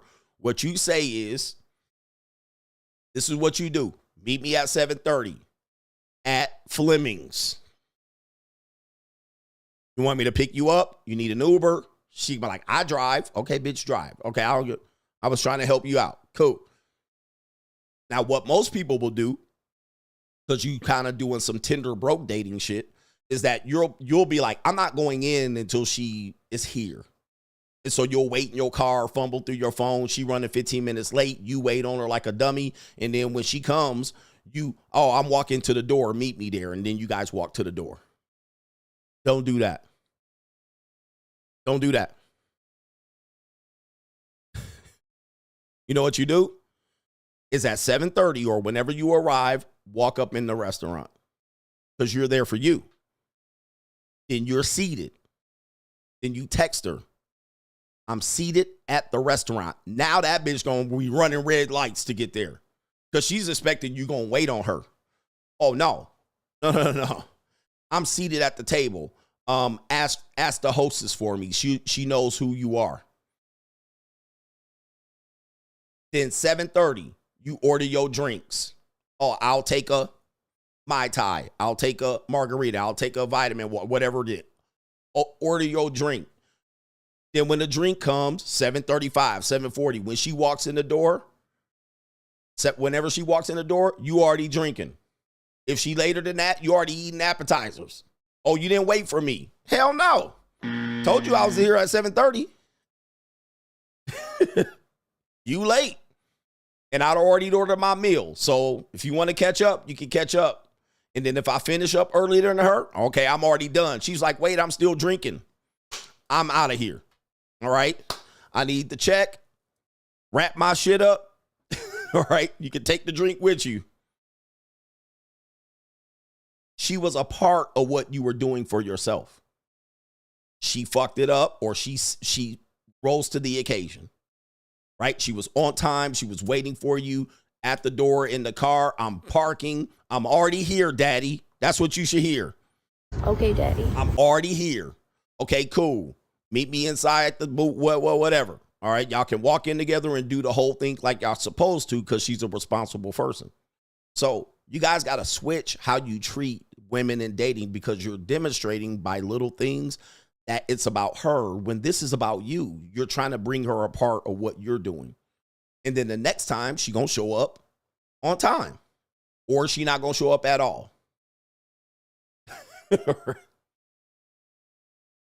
But what people do is, oh, she late, I'm leaving. Why leave? You got dressed to go eat. Go eat. You got dressed to go play mini golf. Go play mini golf. You got dressed to go to the baseball game. Go to the baseball game. Why leave and go home because the bitch didn't show up or she was late? You see what I mean? Like, it's kind of how we treat ourselves. This is about, yeah, if she cancels the trip on the plane, I pay for the flight. You cancel the trip, you missing. I'm going on the flight.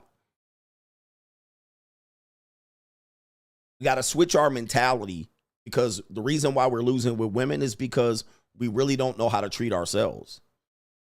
When you start learning how to treat yourself and have something to talk about and brag about, and you can just go ahead and brag. All right, yeah, I've been to Europe. I've been to island hopped. I've been to Greece. I've been to all that. Then guess what? She don't got nothing to say. Now, if she's been to more countries, that's the only time she's going to be like, oh, yeah, I've been there too. I've been there too. But when you ain't got nothing to talk about because you don't know how to treat yourself, or you don't have any parents that have showed you anything, guess what? That's why y'all feel inferior. That's why y'all feel like, man, these bitches, they bragging, I can't be in there, always trying to top us. Man, I'm telling you. But it's got to start with you first. It's got to start with you. You be the free agent. You learn how to travel. You learn how to eat in good places. You treat yourself well. Y'all don't want to pay for big meals until y'all take abroad. All right?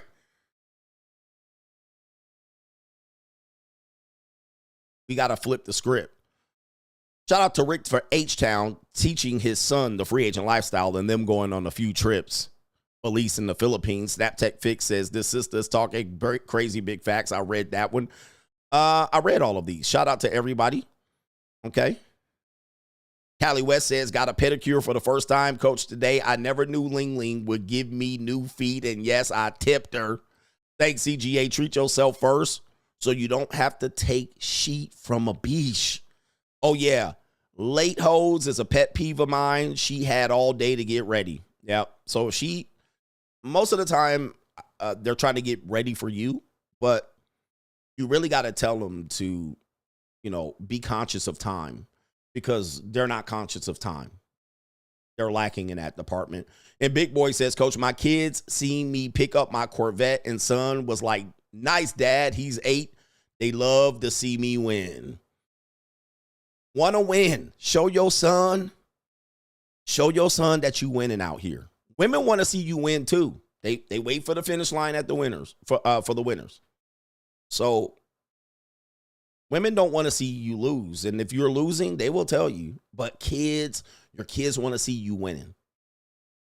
You don't realize, and your kids won't express it in many words, especially your male child. They won't say, oh man, you don't realize that you're my hero. They're not going to tell you that. But you are. In fact, have you told your dad you were his hero? Probably not. Probably not. But they're watching you. They're watching you in a variety of ways, so pay attention. Kids don't tell you when they're watching you. All right, but they watching you.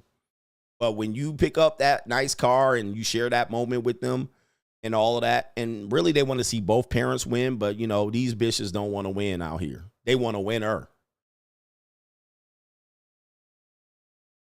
They want to see you. Hopefully, if you get a chance, tell your dad, if he was your hero, that he was the hero. All right, main event quickly. We have this woman out here. We have ABC News out here giving up the game, catching up to the Notorious one. Main event. Let's ring the bell and get some banners up here. It says the rise in gray divorce. Why marriage seems to be going away. Why the society of America is killing marriage. All right, so we had a married guy in here. We had a married guy in here say, hey, I'm happily married, and if I heard this, I would never get married. Well, hey, listen, I didn't kill marriage. I didn't destroy it. I'm just a commentator, and I'm showing and proving that what I'm talking about is quite common. So please understand, I'm not here to destroy marriages. If you're happily married, stay married. Okay, but do not blame me for this shit. All right, I'm going to say this again. Do not blame me for my commentary about marriage and divorce and the state of relationships. Because number one, I'm right. The data shows it, and your anecdotal data does nothing for me. The data shows that marriage and two-parent households are declining significantly and rapidly. Not only that, divorce is skyrocketing. Happily marriages are being busted up every day. So do not blame me. The society has caused this, and I'm the commentator. I'm just the messenger. So if you're happy, be happy in your marriage. I don't have any problem with that. I'm not trying to bust up good marriages and relationships. But what I'm going to tell you is, it's fucked up out here.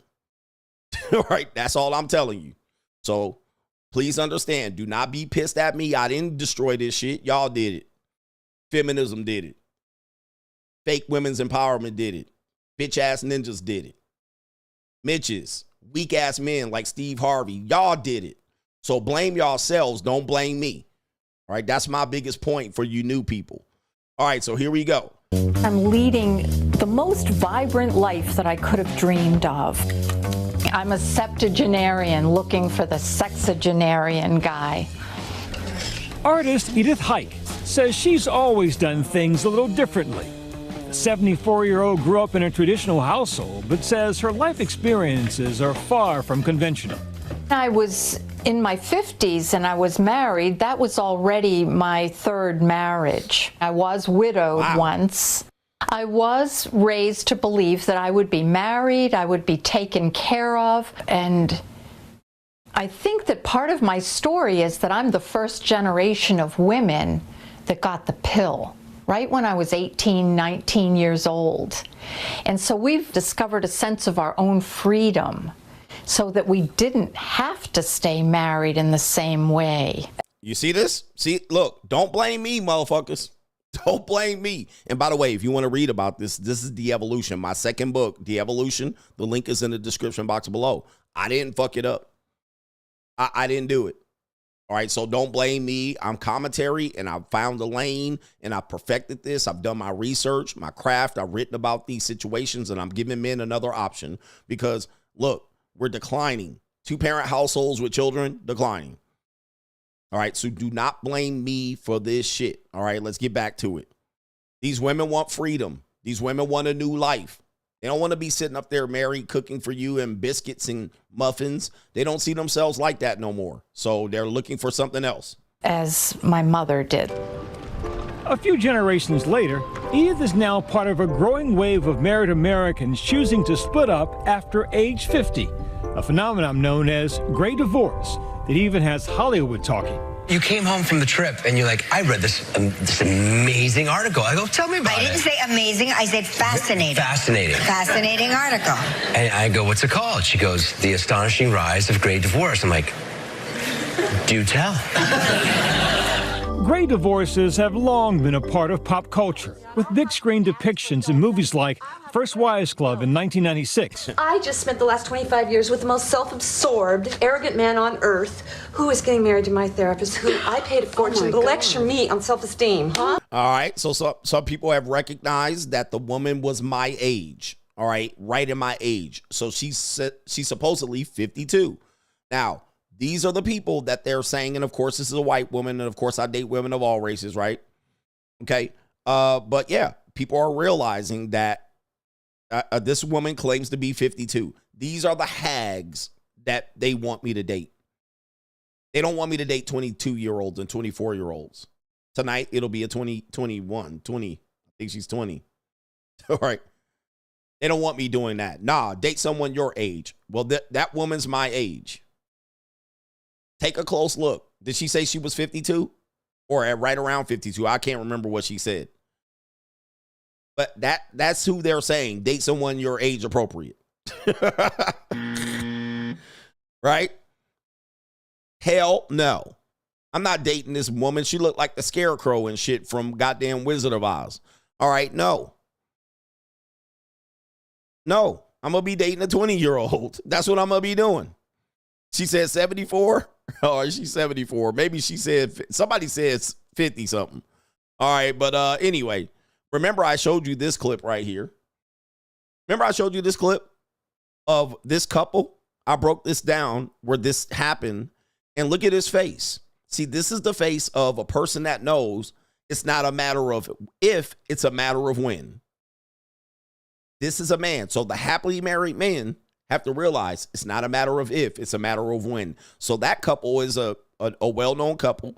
And she now is saying, oh, great divorce. I want one. I read an article and he's in his feelings. Because he knows now he on the clock. Oh, shit. I thought I was happily married. And now he in his feelings. And guess what she's thinking? She's thinking what this other woman think. Oh, I could be free and travel. I could be a free agent. Really, the free agent lifestyle, it started with the women saying they wanted to be free. Free from men and free to travel and do. So now we just said, okay, we gonna do the same thing. But of course, we're the misogynists and we hate women. Okay, so now they're catching up. Great divorce is rising. Here we go. I just spent the last 25 years with the most self-absorbed, arrogant man on earth who is getting married to my therapist, who I paid a fortune to lecture me on self-esteem. Huh? You win. Hands down. To 2009s, it's complicated. But I was just trying to figure out why someone like you is divorced. And what'd you come up with? Something in the "you're too nice" department. That. And my wife fell in love with my best friend. Since those two films, census data shows the divorce rate among U.S. adults over 50 actually doubled. Among those splitting up are a lot of celebrities, from big-name actors like Oscar winner Meryl Streep, X-Men star Hugh Jackman, and sitcom queen Leah Remini. Writing in a statement, we both changed, as people do, and we got used to playing roles that didn't fit us anymore. Damn. Now, I got divorced when I was 36, and it was a blessing. I mean, absolute blessing. If I have one positive thing to say about my ex-wife, is she did me one of the biggest favors ever and not divorce me in 50. All right, because that's what she could have done. She could have rolled it out. But now, guess what? We're doing roles that no longer fit us. We grow apart. We're consciously uncoupling.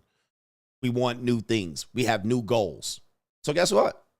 Your life that you thought you had, all of a sudden, they're like, well, you know, it's what it is. You know, a lot of these older women just want to fuck and hit the streets. All right, let's just be honest. I'm going to the streets. End of story. All right.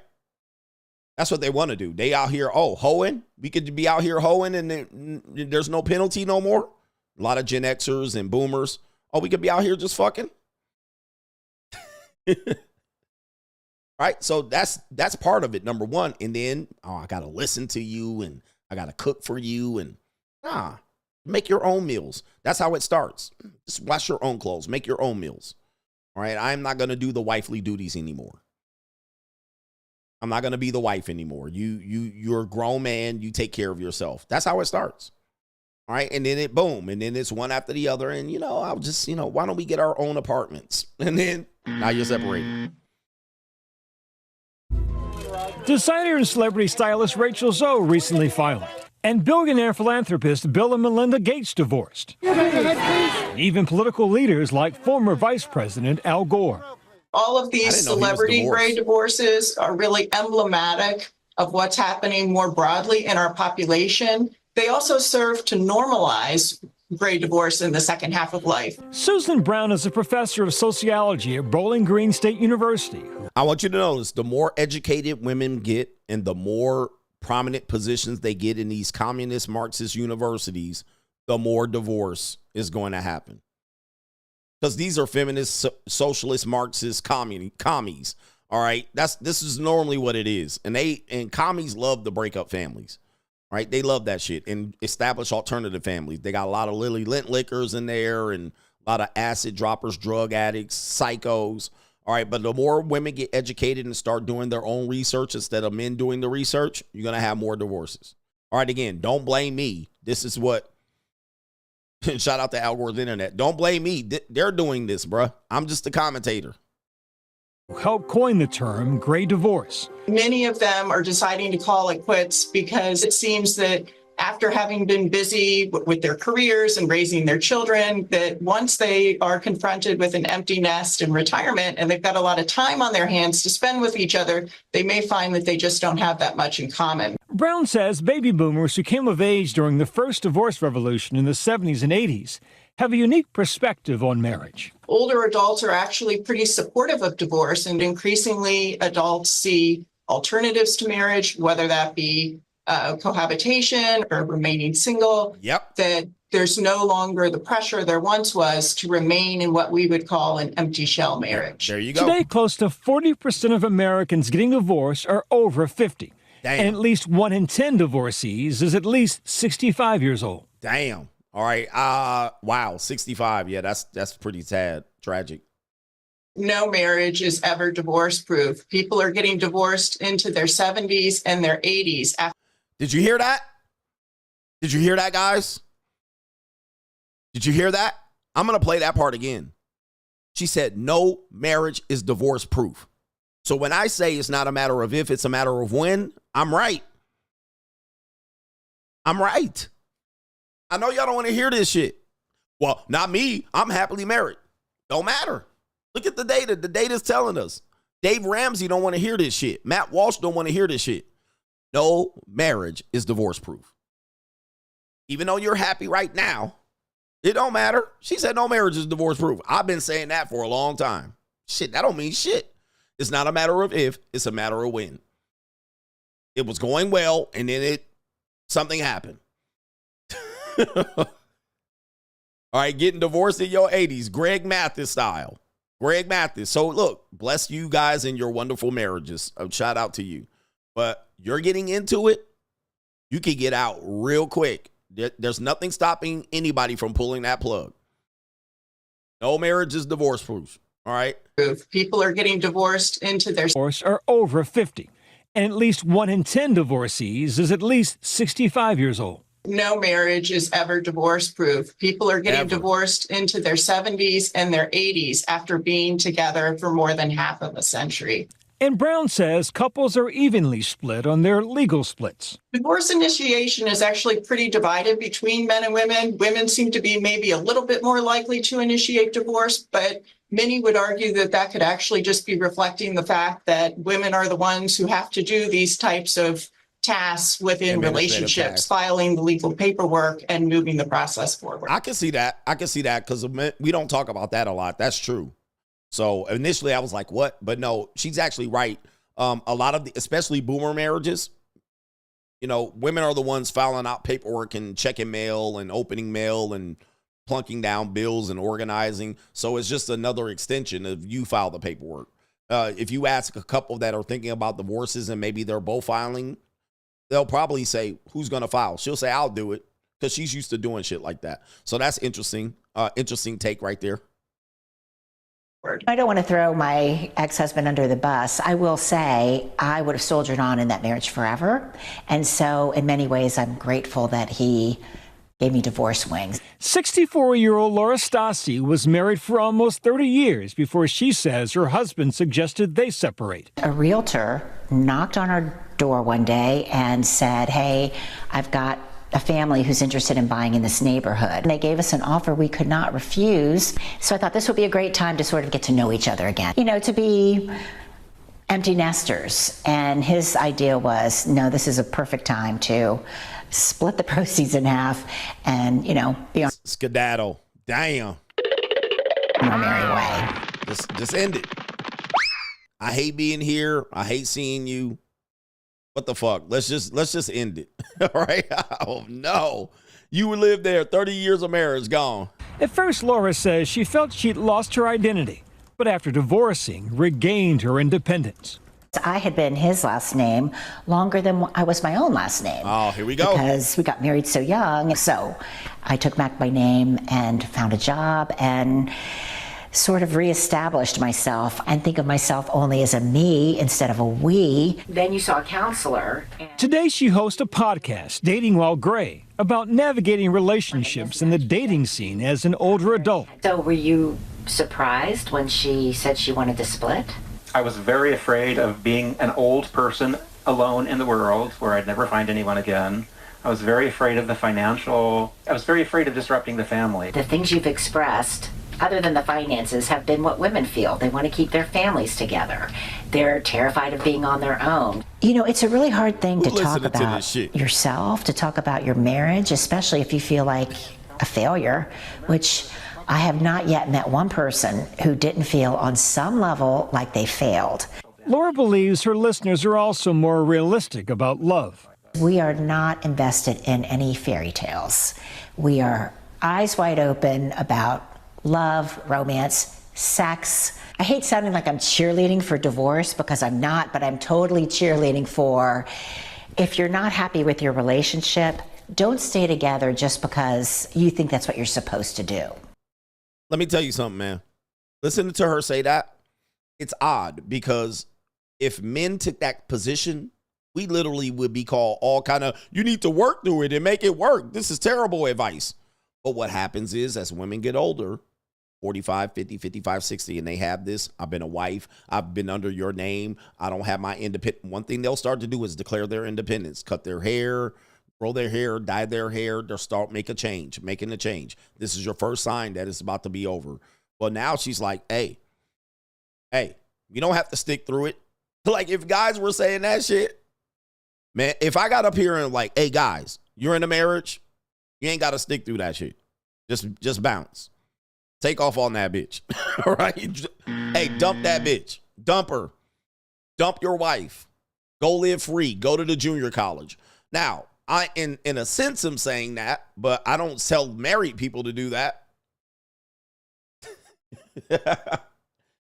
She get titty implants, all right, Botox in her lips, all right. These are signs that she gone, all right. But she literally will hear women will hear her say that, and then guess what? Women are influenced by other women, so then they heard her say it, and then they heard her saying this right here. I've flown myself to Paris. I've done Greece. I've island hopped. I've done all of that. And then women will come in and file for divorce from you. All because she said it. Friedith Hike, she says she's thriving being single. In my marriage, I was so lonely. Here we go. It was a real emotional loneliness. The thought of getting married again, I honestly don't see it. Taking on new career opportunities like managing a local waterfront park.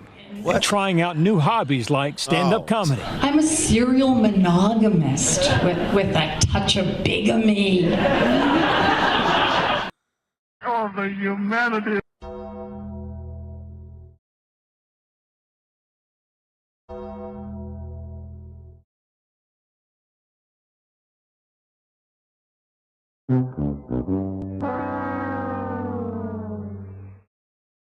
Ain't nobody want to see that old bitch up there dressing like a flapper. All right. Yeah, she broke and doing all that shit. Ain't nobody want to look at this. Ain't nobody want to see this flapper ass granny up there doing comedy. All right, bruh. What? He said they really watching you. Yes, they are, fam. If y'all don't realize that I am setting the trend, I'm staying on these subject matters because they're catching up to me. The world is catching up to me. Because I was one of the first people, yes, I mean, there were more with me, but I'm one of the first people to reveal what's going on out here. The JUCO. Oh, they had an intimate relationship, some sort of intimate relationship. The world's catching up to me. Gray divorce. When did I do the gray divorce topic? 5-6 years ago? And now they're like, oh, we better bring, but you notice they didn't, listen, you notice they didn't bring any men who were gray divorced up here. You notice there were no men represented in this video on Great Divorce. Why? Because these women living off the alimony. And the other dude probably at the JUCO or in a hovel. The world's catching up to me. That's why I'm telling you, man. Anybody that try to guilt me out of saying this shit, I'm telling you, man, I'm ahead of everybody. I'm ahead of the game. And I warned you that this is where the world's going. It's going monetized dating. It's going JUCO, pseudo prostitution, even women of all ages. These women are going to be out here trying to flounder and flop, trying to survive. And they're going to patch it up with alimony and government assistance and selling some pussy. They're going to choose that 9 times out of 10. They'll sell all their shit and live in a van. That's what they do. And sell a little that's where we're going. Fuck everybody else. And of course, you're going to have communities that aren't going anywhere like that. I'm not saying everyone is going to do that. Okay, but they didn't show any dudes up here bragging about how good it was to live free and single in your 50s and 60s, fucking 25-year-olds. They didn't have that part up here. It was all for the women. So what are the women going to do? Run over there, file. They're going to run over there, file, so they can go do stand-up comedy and art. Right here. This is where they going. And look, they doing it with a smile. It's so great. It's fantabulous. I get to live me and take my name back and my power. Guy.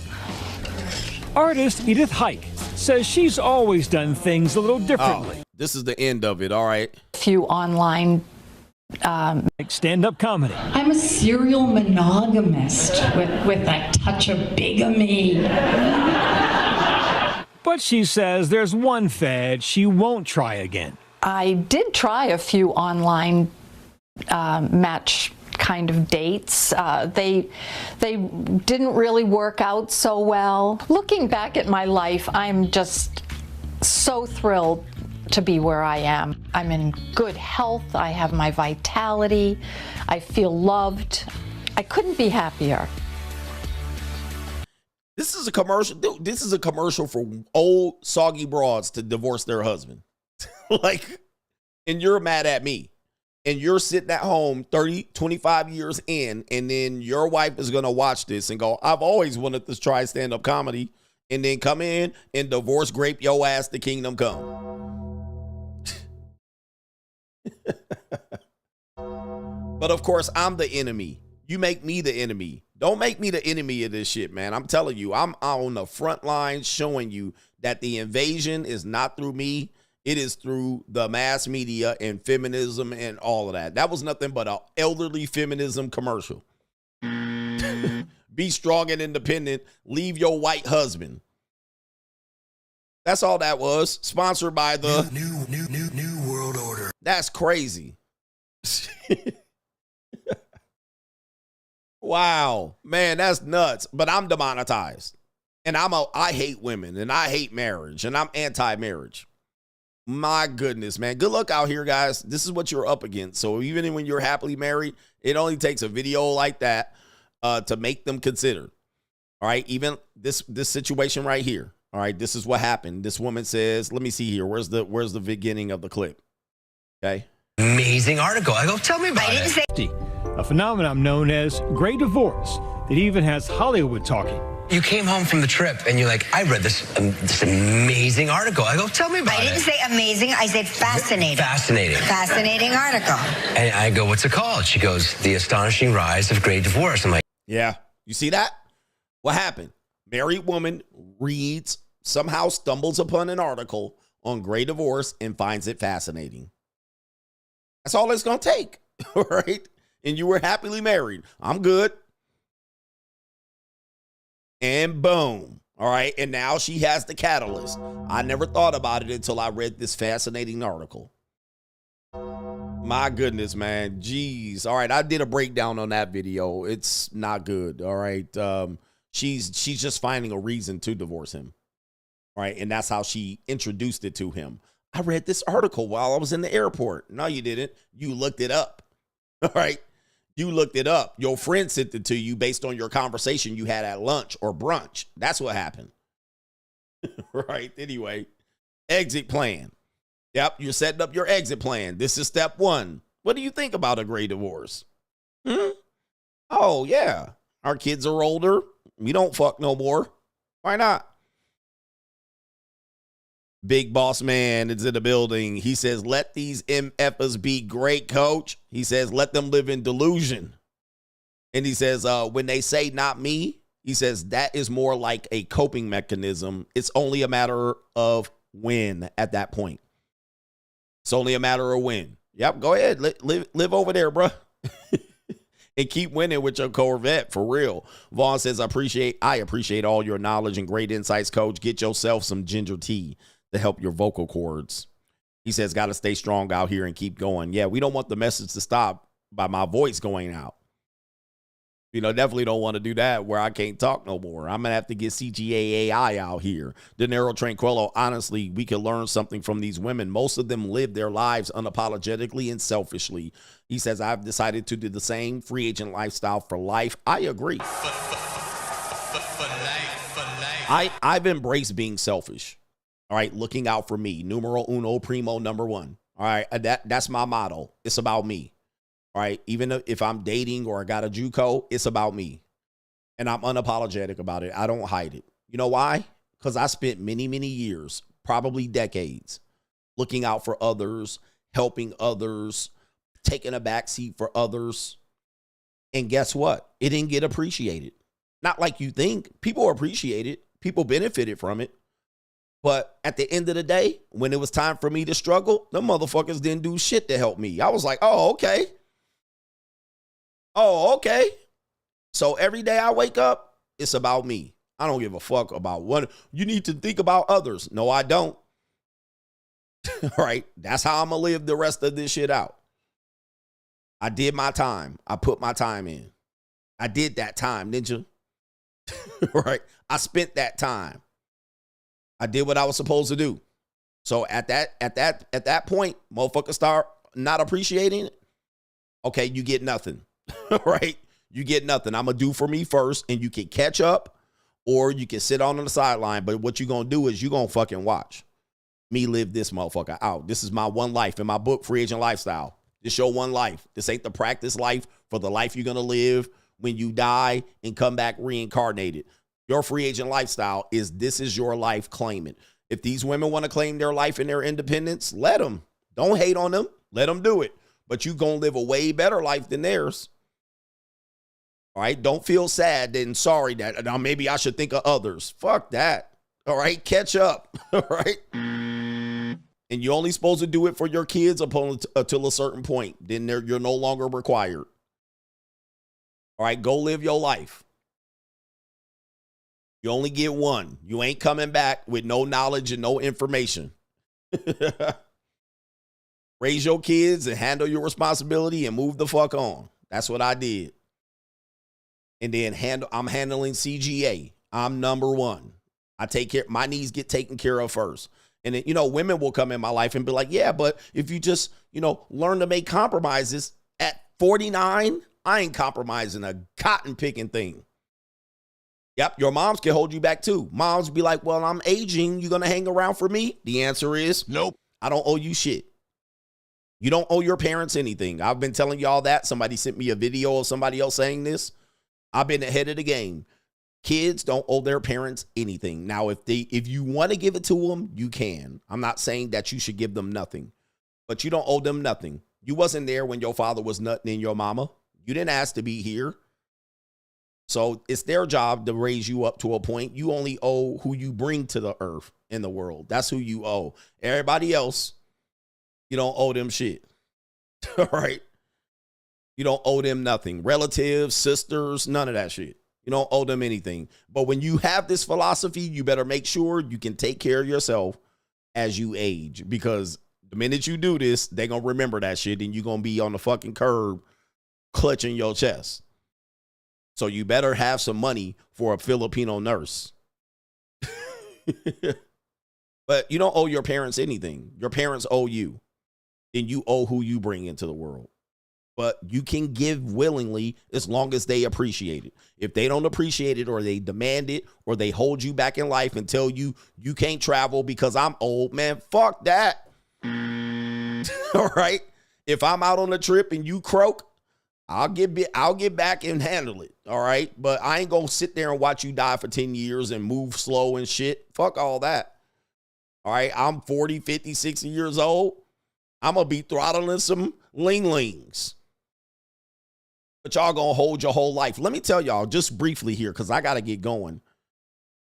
This is how you live your life. You live your life, your first quarter of your life, 0 to 20, under your parents.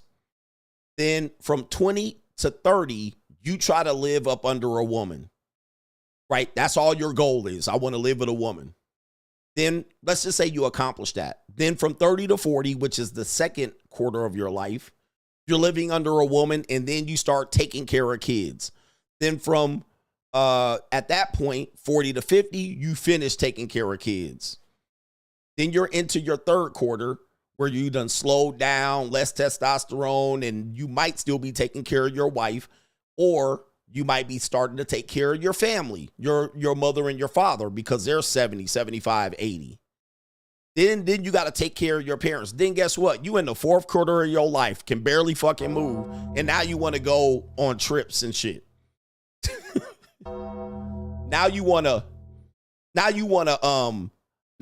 then go experience the world after you done took care of everybody and they done ran you dragged and raw.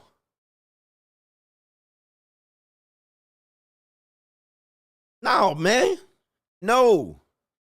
The free agent lifestyle does not live by that philosophy. You got to sit around and walk your parents to the pharmacy and shit. Your single mother who refused to get married, now you the son husband, walking her to her doctor appointment, driving her around, making sure her shit is right because she refused to listen to a man. Now you got to have her at 80 and 90, walking all slow, and you 50 and 60 taking care of her, wiping her ass. Hell no.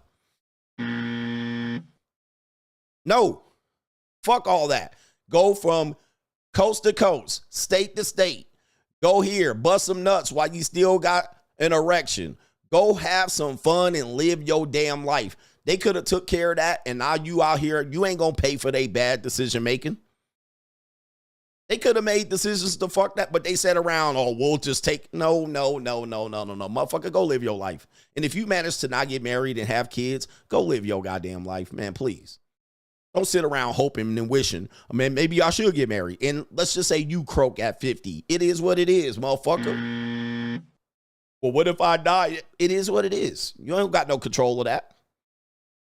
You got no control over that. You don't know when you're going to go. You don't know when you're going to go. So why sit around waiting about that? All right. So go live. If you go at 45, you win at 45. All right. You made the best life you possibly could. All right, but just make sure you got some money to afford a nurse. All right, Show Off says they got Haiti's leader for no vax to his people. Skitty popped them. Yep. He didn't want to do that vax, and they came in and snuck in, got him. Coach J says, thanks for putting us on, Coach. Greg Mathis style. Greg Mathis got that. Wait, we've been together for 39 years. And she said, so? She was ready to bounce. She was ready to bounce. But yes, that's how the government will, when they say the president is the leader of the free world, that's legit. That means they get to call the shots. Van says, do you suggest marrying overseas to get citizenship, knowing divorce is inevitable if life's spare? I'm not sure what that means. He says, I want to go to hell. I want to get the hell out of Jamaica and go somewhere else safer. I was thinking some other country in Southeast Asia where no wars will be waged. Oh, well, anywhere in Asia, they could pop off in a war at any point. China got control of that shit, or Japan. So, but no, I mean, I don't know. I would say, what? You're marrying for citizenship? I mean, that's a lofty goal. I mean, I don't know if you could count on that. But get out of Jamaica if you don't want to be in Jamaica. But it's hard to find people to marry for citizenship. That's kind of tough. I guess you can go to Thailand, but she's going to be poor. She's not going to have any money. Well, I guess you don't have any money. But it's hard to attract a woman when you got no money even in Thailand.